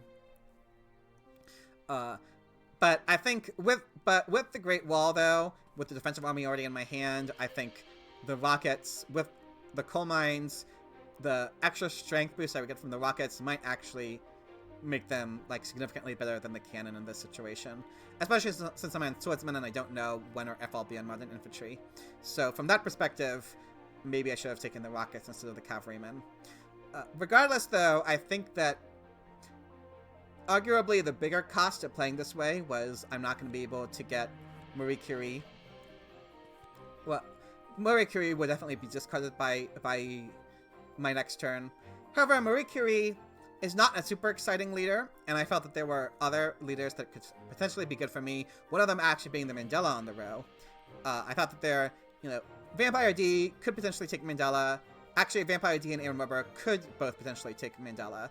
So he might not be available for me on my turn, but if he is, I could definitely take him by increasing my population twice. And so I think Mandela is a better leader than Marie Curie if you can get him for only one, or if you don't have this downside attached to him. Marie Curie is just, like I said, not the most exciting H3 leader in the world. She would give me 2 science per turn, but I'm already getting that from Nobel. She would still let me stay the strongest at least, and give me an extra 2 culture per turn, but just taking her, especially for 2 civil actions, for basically like Nobel, except I get an extra 2 culture per turn, didn't feel worth it. There's also potentially Charlie, Chaplin or Fleming with Hollywood. Sid Meier could be useful for me as well. Sid Meier, I'm not going to get Sid Meier with internet in this game, but he could still be good. I have the 3 labs already. Gandhi, I might also want to leave myself open to. If I get a huge culture lead, I could protect myself with Gandhi. So I felt that I didn't need the Marie Curie this turn because I thought that the other leaders in the deck would probably end up being better than her. And I also have Nobel, so I'm going to be sticking with Nobel for a while anyway because he's such a high-value leader. I draw a Peace Treaty, an Impact of Science, and an Impact of Agriculture. Vampire D takes the military theory, and we can see the Air Forces now is going to be available on Aaronwebber's turn. Military theory, definitely an important tech for Vampire D when they're only on 3 military actions. They do take the tanks and the rockets that I passed up. There's the second copy of Rockets on the Row. And they do decide to take Marie Curie instead of Nelson Mandela. While I think Mandela is strong, on the other hand, they do already have 7 civil actions. 8 is better than 7. But I can also see the value of Marie Curie since they're on coal mines. And she's also available for 1 civil action less than Mandela. And it looks like it'll be hard to get a lot of value from Mandela's second ability because it's looking... They might be able to get the Pro Sports next turn though, but don't know that for sure. Mandela I think should have been... Maybe I would have taken Mandela in Vampire D's position, but I also see the value of Marie Curie here. They upgraded the last call. Also, it puts them equal to strength with Aaronwebber and Marie Curie. Aaronwebber Seeds reveals the Ravages of Time. That actually might have been the event I seeded that I forgot about. I think it... Oh no, it definitely wasn't, because I don't want to lose either of these, so... Ravages of Time, definitely a very unfortunate event. That's one of the weaknesses of not having an AJ leader, actually, is you have to lose an Age 1... Not having an AJ Wonder, you have to lose an Age 1 Wonder to the Ravages of Time.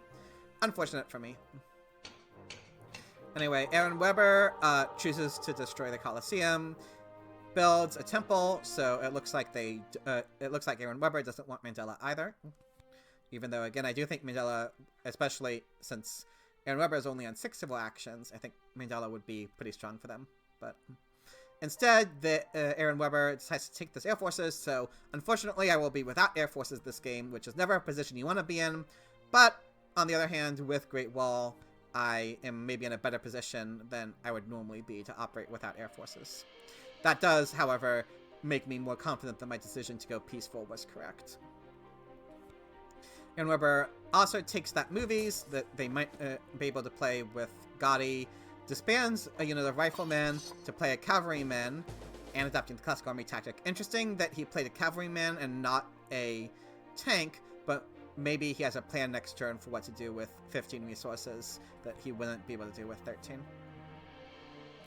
This does, however, let him be the strongest, this classic army tactic. So, obviously disbanding a rifleman is never a position you want to be in, but Aaronwebber still has a lot of resources to play with, so this is obviously a weakness of not getting any farm upgrades. But that also wasn't Aaronwebber's fault. That was an unfortunate situation they were in.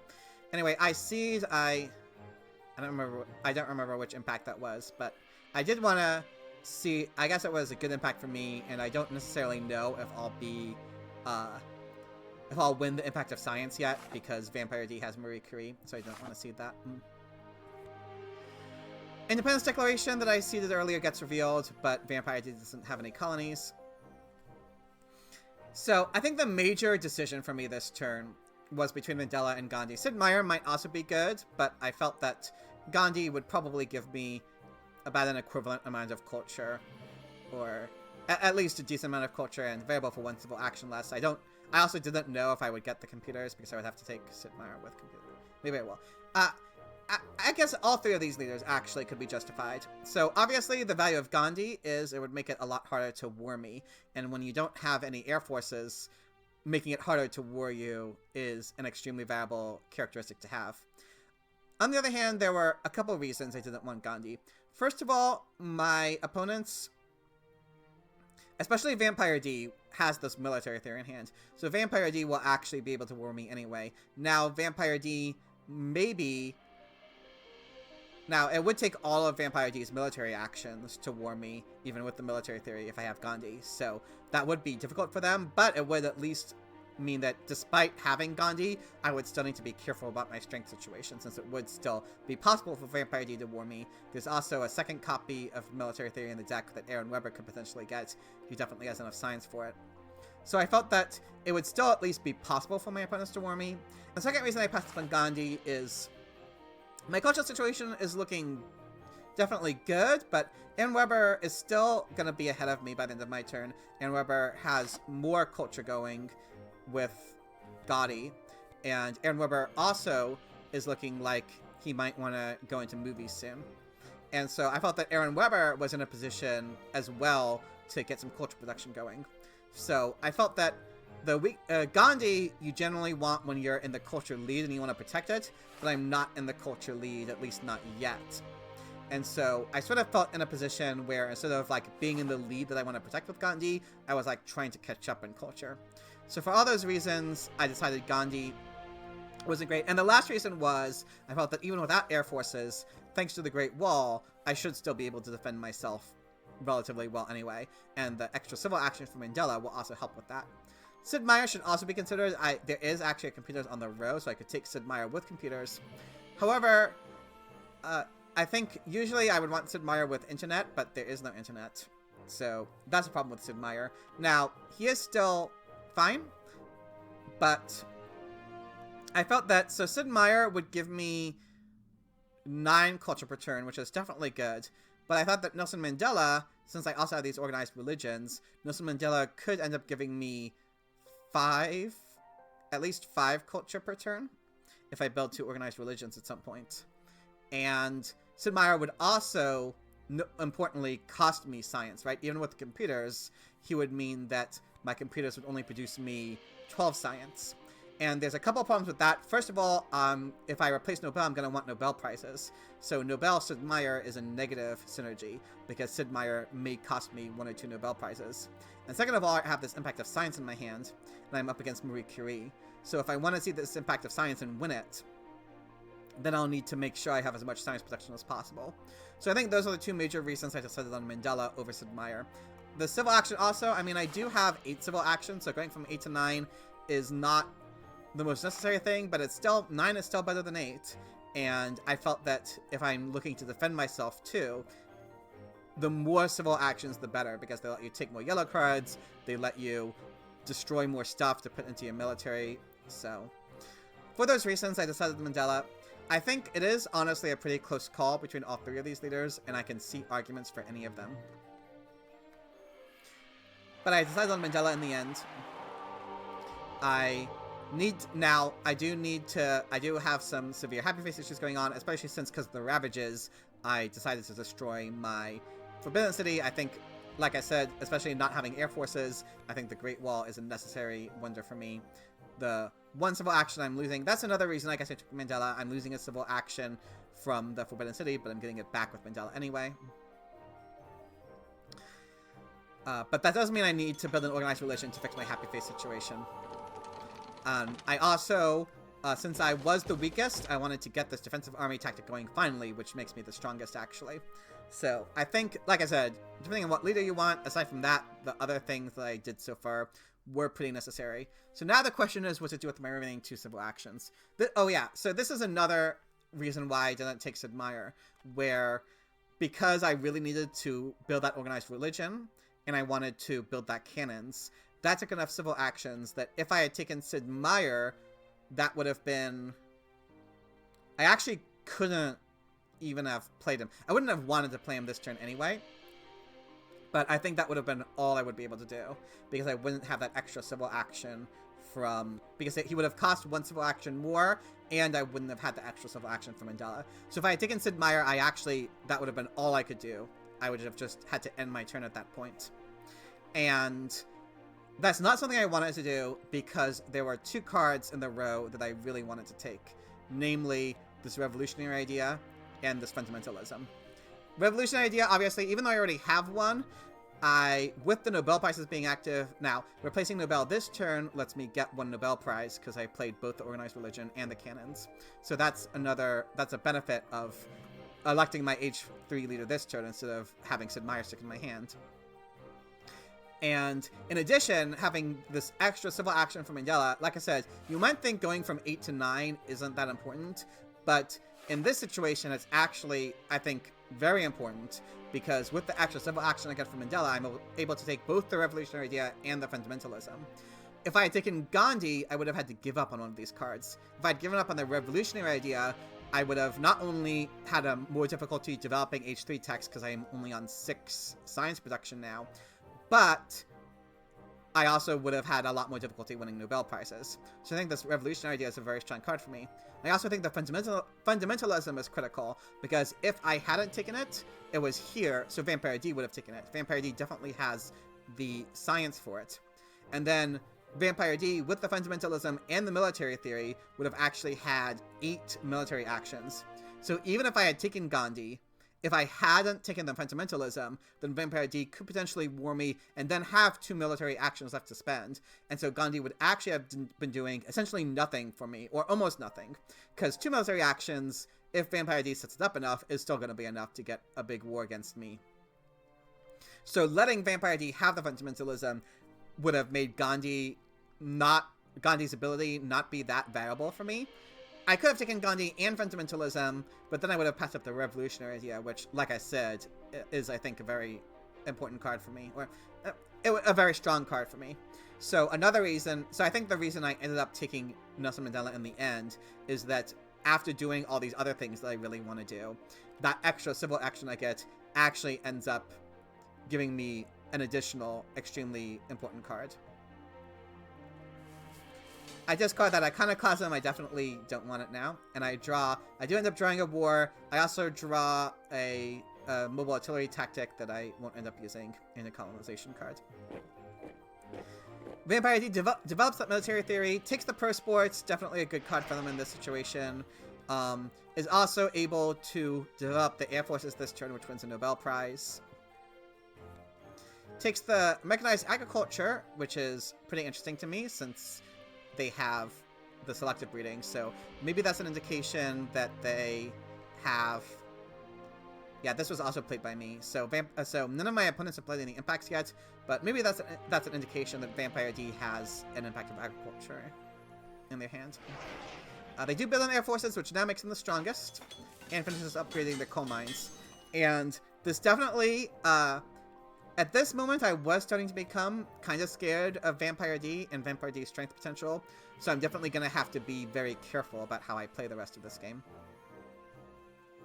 Aaronwebber Seeds reveals the autonomous territory, so the autonomous territory is, I think, by far the best territory in the game. Like, Vast Territory 2 is also strong, but I think autonomous territory is much stronger than it. Even though I'm already on 9 civil actions, having an extra civil action is never bad, but I think especially for me, this extra military action is very important because I'm on the democracy. Even with the strategy, 5 can be kind of scary, especially since I don't have the Air Forces. So without the Air Forces, obviously, you want to instead put more population into your military to make up for it, which costs more military actions. So I think actually this extra military action was the main reason I really wanted this autonomous territory, and I believe I bid an entire army and all my colonization cards for it. Luckily, I didn't end up having to spend that much for it. I actually only needed to put in my cannon and my colonization cards, so I was very happy.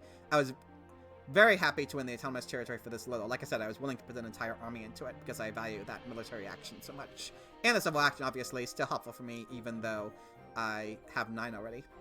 Now the question, there's kind of a question of which resource to get, but I think in my situation, I have a lot of resources. Science, I have these 2 revolutionary ideas. There are the Nobel Prizes, so that's one reason to get science, but I felt pretty comfortable with my science situation. What I didn't feel comfortable with was my population situation, especially since I'm, well, I will be able to increase my especially since, yeah, I can't replace this cannon currently. I mean, I could disband a warrior for it, but instead, I would much rather rebuild this cannon just by increasing my population. So to do that, I'm going to need to take the food from it. Which, as you can see, I do. Anyway, Aaronwebber takes the oil. I'm not so sure about this. It's a very late oil. On the other hand, maybe Aaronwebber has an impact of industry that it can be good with.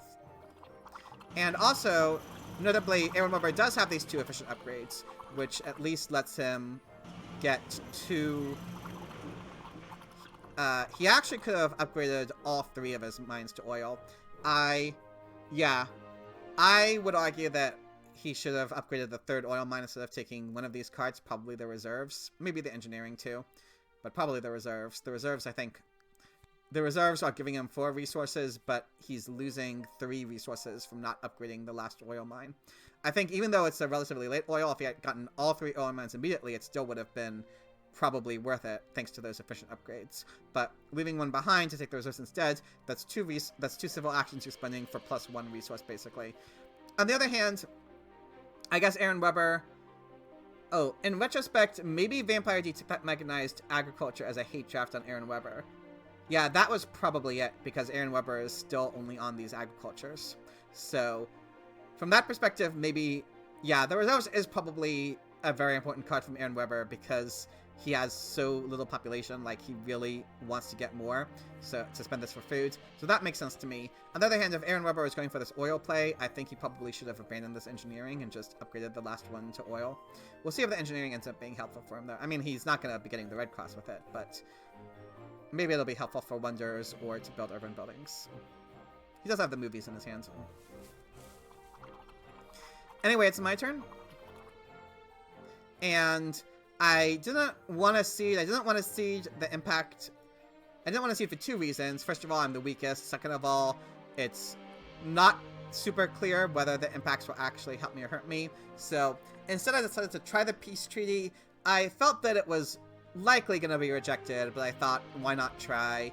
And I could have offered it to Aaronwebber, but I kind of felt that in the current situation, Aaronwebber was my biggest competition. I mean, it looks like by the end of my turn, I'm going to have almost as much culture as them, and I have 6 more culture production than them. So probably at the current rate, it's looking very likely that I'll catch up to Aaronwebber peacefully.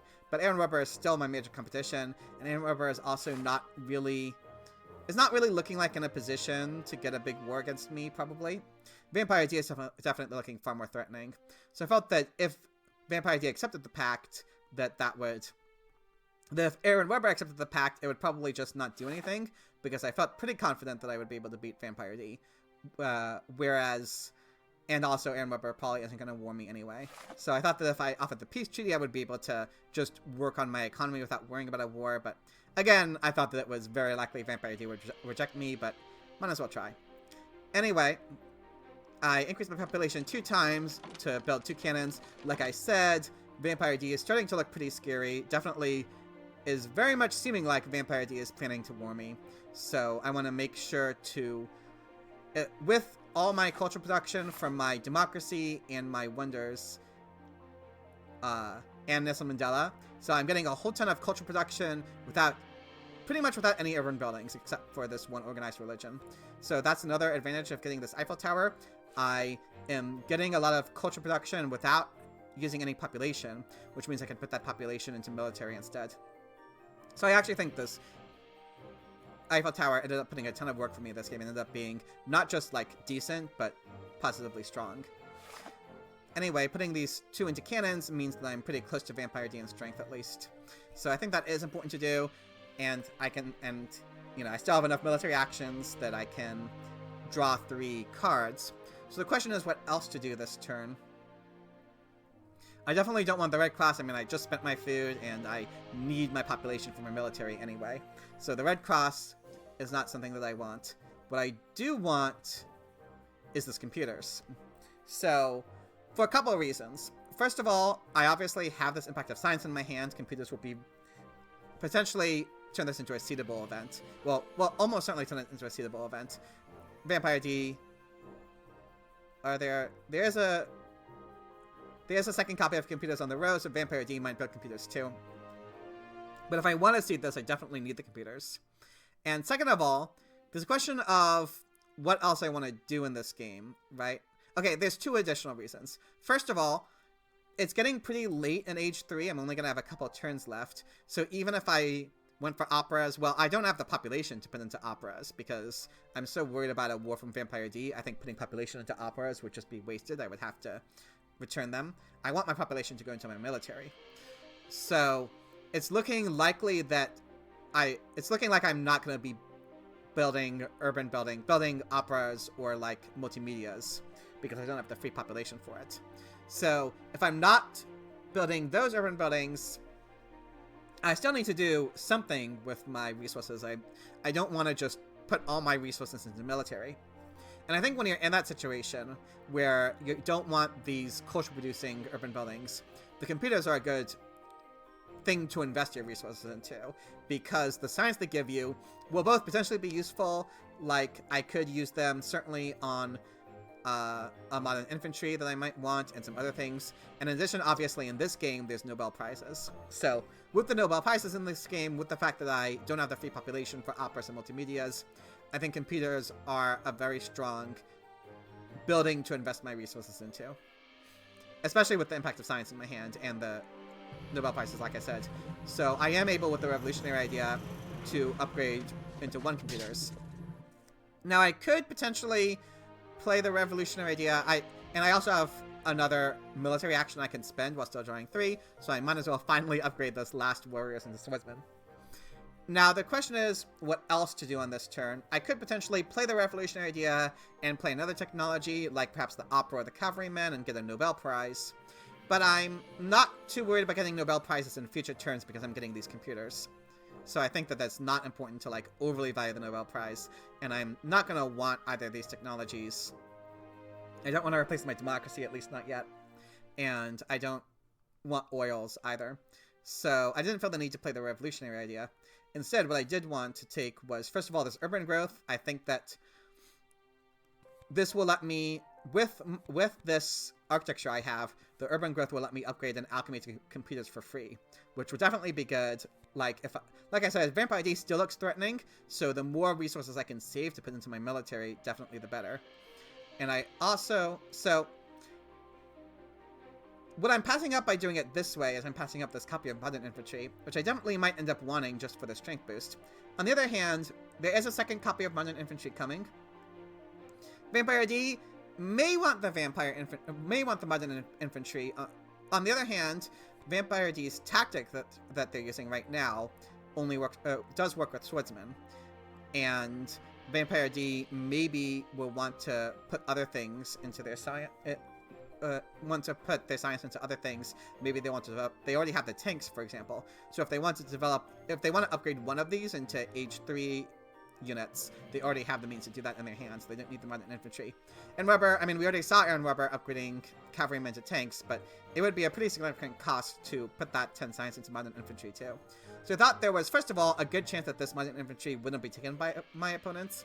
Second of all, even if it was, there's a second copy in the deck, and I felt the chances of them both taking a copy of modern infantry and not leaving it for me felt low. And so instead of taking this modern infantry, what I can take are all these resource yellow cards. This urban growth, this patriotism, this reserves. And like I said, Vampire D is looking threatening, so the more resources I can potentially have if a war gets declared against me, definitely the better. So I valued these over ensuring I had the modern infantry. And I draw a tactic and impact to government, which will definitely be a very strong impact for me, and a war that I will not be using. Now Vampire D does an interesting play here. So Vampire D switches to the Legion tactic, and the reason is that that will now make them the weakest. So now they can well, they play the pro sports, but they can play the military buildup for 10 resources, which they then spend on a swordsman and an air forces. So I think there's pluses and minuses to playing it this way. The advantage, obviously, is it gets Vampire D these 10 resources for free. However, there is a big downside, which is we can see that Age 3 is going to end pretty soon, especially since I have so many civil actions.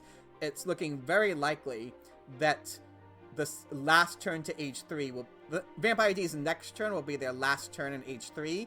Or in other words, that after Vampire D's next turn, Age 4 will probably begin. And in that case, Vampire D's next turn will be their last turn to declare a war. And now, by doing it this way, Vampire D will have to spend 2 of their military actions adopting the classic army tactic. Which will obviously... They have to spend 2 military actions adopting a tactic. They have to spend 3 military actions on a war. That only give them 1 more military action to... well, after taking the patriotism, it will give them 2 more military actions. So, on the one hand, it is true that the way they've set things up, they only need 2 more military actions to get 2 armies and 2 air forces. So on the one hand, you could say these 2 military actions they'll spend on re-adopting the classic army tactic, maybe not critical. On the other hand, that is still 2 military actions that they'll be spending on adopting a tactic instead of getting more strength. So if they want to get a big war against me, that will limit their potential strength by a fair amount. So that is a weakness of this play. They also take computers, and do they? I don't think they flip. Yeah, so that's it. So Aaronwebber's turn. Maybe on the other hand, Vampire D thought that they had maybe Vampire D thought that they would still have 2 more turns to declare war. Anyway, the National Pride does give Aaronwebber culture.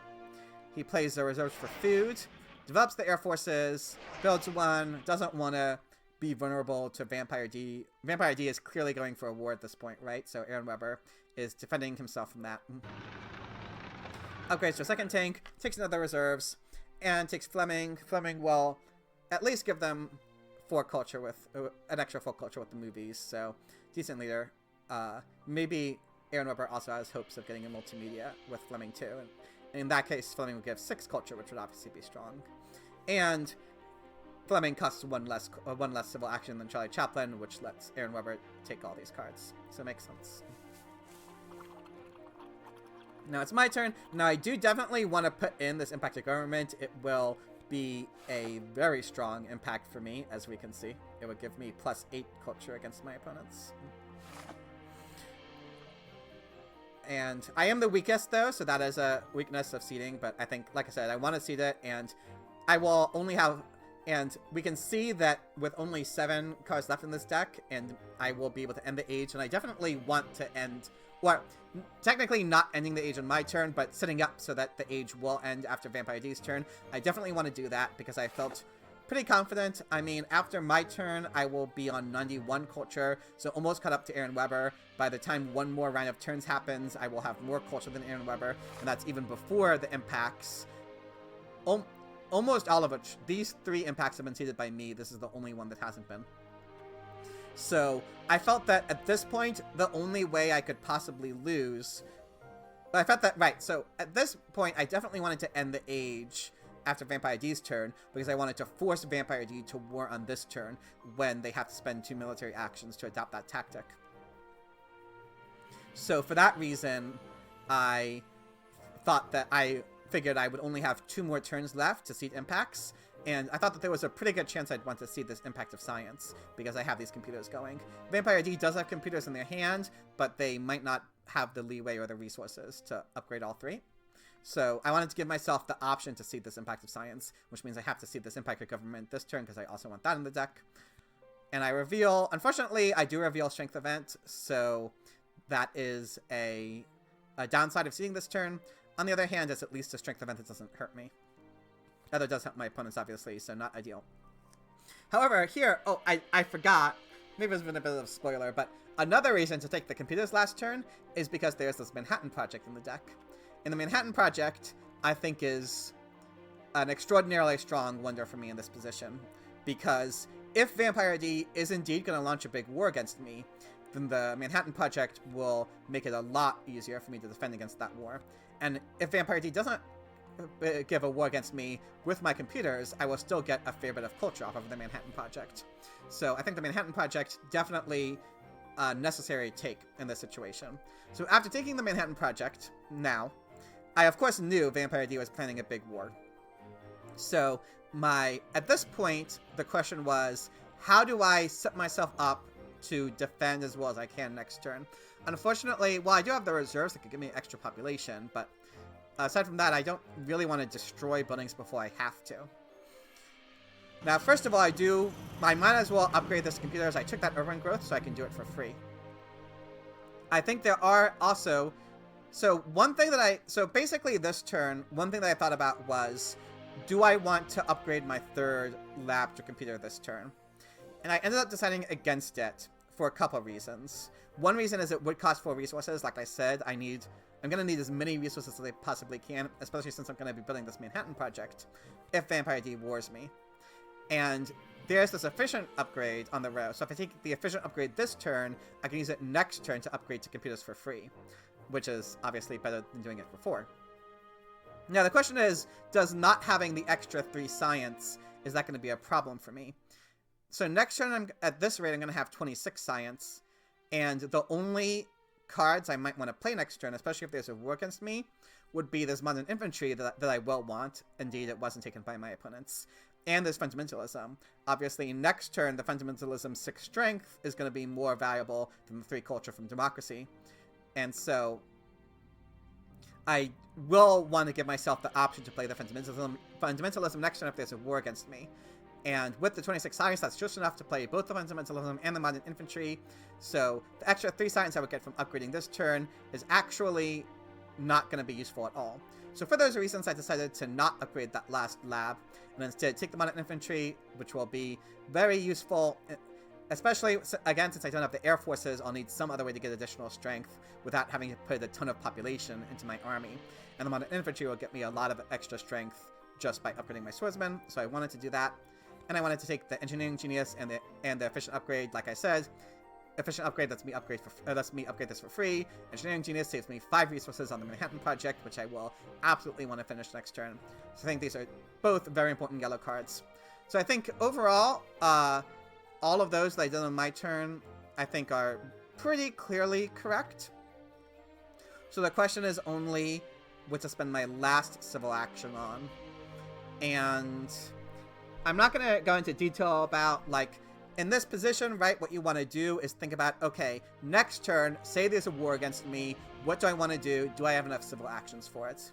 And I ended up deciding, and so I did think that through, like, basically, I think the alternative to taking this multimedia with the last civil action is playing the reserves preemptively, so that it won't have to spend the civil action on it next turn.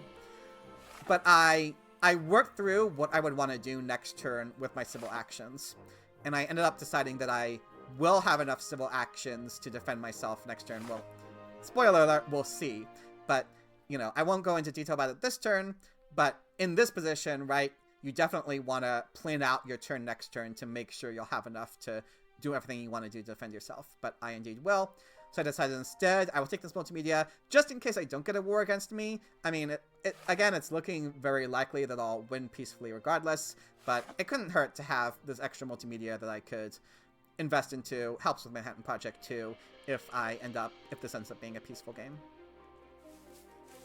I discard the war I won't use. I draw a tactic, an infantry plus cannon tactics, so on the one hand, that's good. On the other hand, there's a tactic that requires 1 infantry and 2 cannons, which is not what I'm currently facing, so I might actually just stick with the defensive army tactic after all, and an impact of strength. And Vampire D does indeed war against me, so with that patriotism, is able to make 2 armies plus 2 air forces, which once they push the tactic gives them 69 strength, nice, which is definitely a lot, so like I said, I had to be wary of Vampire D ever since it became clear they were going to push strength. And they also chose to take those fast food chains, which they will have enough resources now to finish next turn. On the other hand, we can see here that Vampire D ends the turn with 15 resources, so they did not actually need to play the military build-up to build all the units they wanted to build.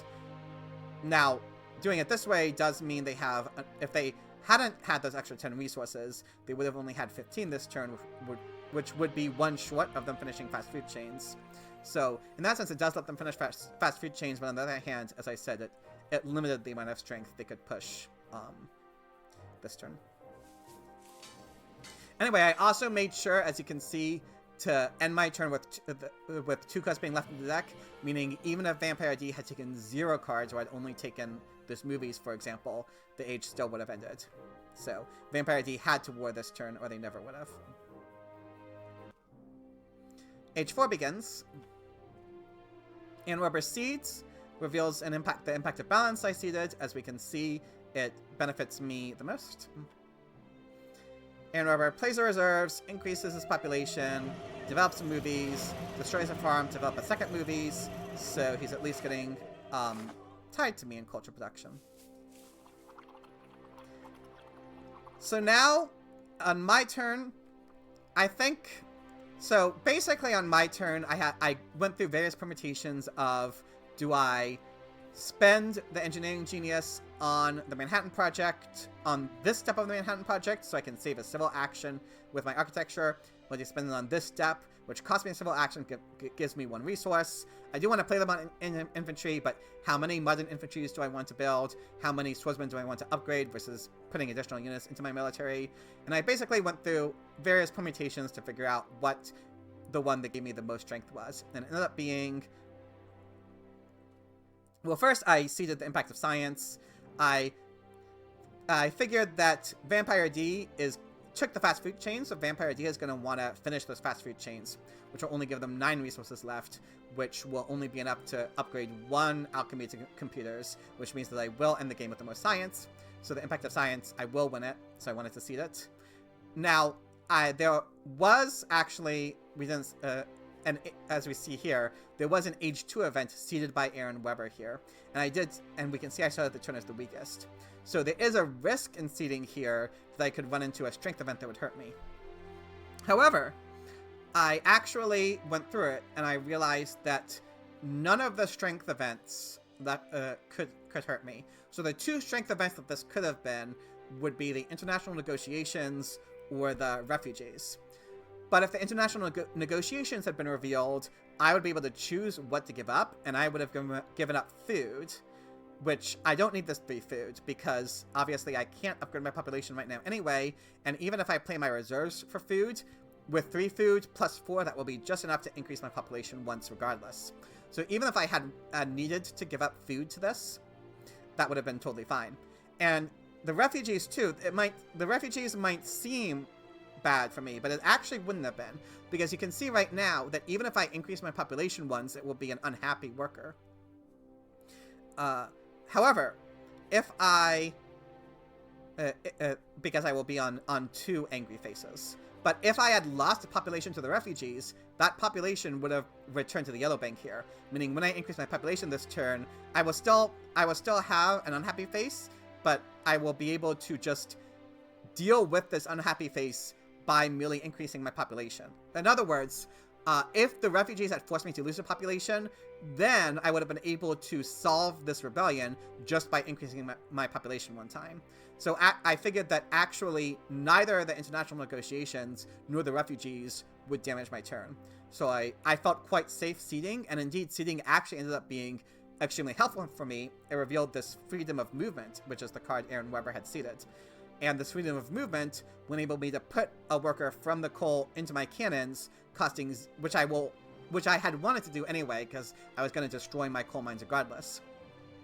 So this lets me do that without costing a civil action or any resources. So seeding actually ended up benefiting me a lot, although I still would have been able to defend regardless, but this makes it even easier to defend. So I do want to finish upgrading my labs, and I decided that the extra civil action I get from playing the engineering genius on this step was worth losing the 1 resource, because it only saved me 4 instead of 5. So I finished the Manhattan Project, scoring 15 culture and 13 extra strength. So what ended up being the way to maximize my strength most was to develop the modern infantry, play the patriotism, destroy a mine, build the modern infantry directly. So after moving this to cannons, building a modern infantry directly now gives me 3 armies. And I also have enough resources to play reserves for food. And even though I'm on 2 unhappy faces, I have enough resources now to build a second organized religion. And with my last civil action, I can play the fundamentalism, whose extra strength means I will actually win this war that Vampire D declared against me. Now, I'm not sure if Vampire D didn't calculate the amount of strength I could have on my turn, or maybe Vampire D just figured, well, I'm behind anyway. The only chance I have at all is if Kogito chokes and doesn't play well, which would be understandable. Either way, though, I do end up being able to win this war, which gives me an extra 9 culture from Vampire D. Vampire D, on the other hand, is able to play this raid against Aaronwebber, which gives them a bunch of resources, lets them build another arena, upgrade to a 3rd arena, takes the communism, plays it, builds the fast food chains, and that's it. So at the end of the game, we can see, well, it's looking pretty clear. It almost doesn't matter what the impacts are. I have 36 culture over Aaronwebber. Aaronwebber has... I can't do math right now. Aaronwebber has a lot more culture than Vampire D, so it's looking like almost no matter what the impacts will be, probably this will be the order the game ends in, but we'll find out. First impact is impact of agriculture, which I do well in. Second impact is impact of technology, which does give my opponents +4 culture against me. Third impact, impact of architecture, which I also win. Fourth impact, impact of government. This one I win by a lot, thanks to all the civil actions I have from Mandela and the autonomous territory. Well, Vampire D actually gives almost as much as me. And the last one is that impact of science, which I also win. Vampire D actually cut up to Aaronwebber a fair amount, but still ends up behind, and I end up winning the game by a lot. So this game, I think, was just a very smooth game for me, kind of from start to finish. There were only a few turns I felt that were really difficult. I think, in retrospect, probably building that 3rd lab is kind of what won me the game. I think, well, building the 3rd lab in a situation where I had these wonders that made me so I didn't have to, so that I could put my population into that lab. The Great Wall also, obviously, we can see just from the war that I ended up winning, the Great Wall gave me 3, 4, 6, 7, 8, plus 9 strength. So I think this was a very strong Great Wall game. It was also a very strong Eiffel Tower game. I almost think this game, like, is a showcase of a situation where Eiffel Tower is a good one to have, when the happy face lets you exist without a happy face solution for a while, or for most of the game I was able to only have 1 worker in organized religion, thanks entirely to that Eiffel Tower. And also, the extra culture I got from the Eiffel Tower meant that I was able to pursue a peaceful victory, even while never building a theater or a library. So this game definitely made me appreciate Eiffel Tower and its potential more. Obviously, I did get kind of lucky that the Manhattan Project was available for me right when I needed it to defend against that final war. So this Manhattan Project also, let's see, it ended up giving me 13, so at least 20, so it ended up giving me 33 culture, I think, which I won by 70, so I guess the Manhattan Project technically wasn't needed for me to win the game, but it certainly meant that I could win the game without sweating it at all. So it was just a game where kind of everything went right for me. I got good wonders that let me get that 3rd lab. I got a coal and a selective breeding quite early. Aaronwebber never upgraded his farms. Vampire D, I think Vampire D played a good game overall. They just couldn't quite figure out a way to convert their economy into culture by the end of the game. Although, that also being said, I think if Vampire D had warred Aaronwebber instead of me, Vampire D probably would have gotten second. So I think Vampire D probably should have warred Aaronwebber instead. Like, Vampire D was never going to win without warring me, but as we saw, I was able to defend anyway. So I think if Vampire D had warred Aaronwebber instead, they actually would have ended up second. So that was probably Vampire D's biggest mistake. And Aaronwebber, like I said, just kind of got pretty unlucky with not getting any food ever. So that's one reason why it can be risky to when no one is taking agriculture. When no one takes irrigation, like that can be a scary situation to be in. And Aaronwebber got the short end of the stick, but he still ended up managing to finish second. But overall, I'm very happy with how I played this game. I didn't really see, going over it, any obvious big mistakes. I think every play I did this game was justified, and I'm definitely happy with when I noticed that with setting up a situation where I could get a peaceful victory while being able to defend myself against Vampire D's war. So I think that this was overall a game I'm quite satisfied with. And now we can take a quick look at the standings after that game. As we can see, in addition to that game I finished, my opponents also finished a 3-player game between themselves. I think that game actually finished before mine, and I saw that we can see Bull 3 actually won that game, which puts them at 11 points. So with that victory, Bull 3 is definitely starting to threaten me for my position on first. So with that in mind, this victory ended up being pretty important for me. It keeps me still well ahead of Bull 3. Now, the group's not over if Bull 3 can still absolutely finish first. Finishing first, however, is looking harder for Vampire D and Aaronwebber at this point. I guess it is still theoretically possible, but it's looking pretty unlikely. So they will probably be more competing for who finishes fourth. However, like I said, still a lot of games left to play. The next game that I will cover will actually be a 2-player game, so you can look forward to that. Until then, though, I thank you for watching. As always, please leave a comment if you have any praise or criticism for my play or my video making. I want to get better at video making and at Through the Ages. So any feedback you have on either of those would be very much appreciated. Otherwise, whether you leave a comment or not, I hope you enjoyed this video.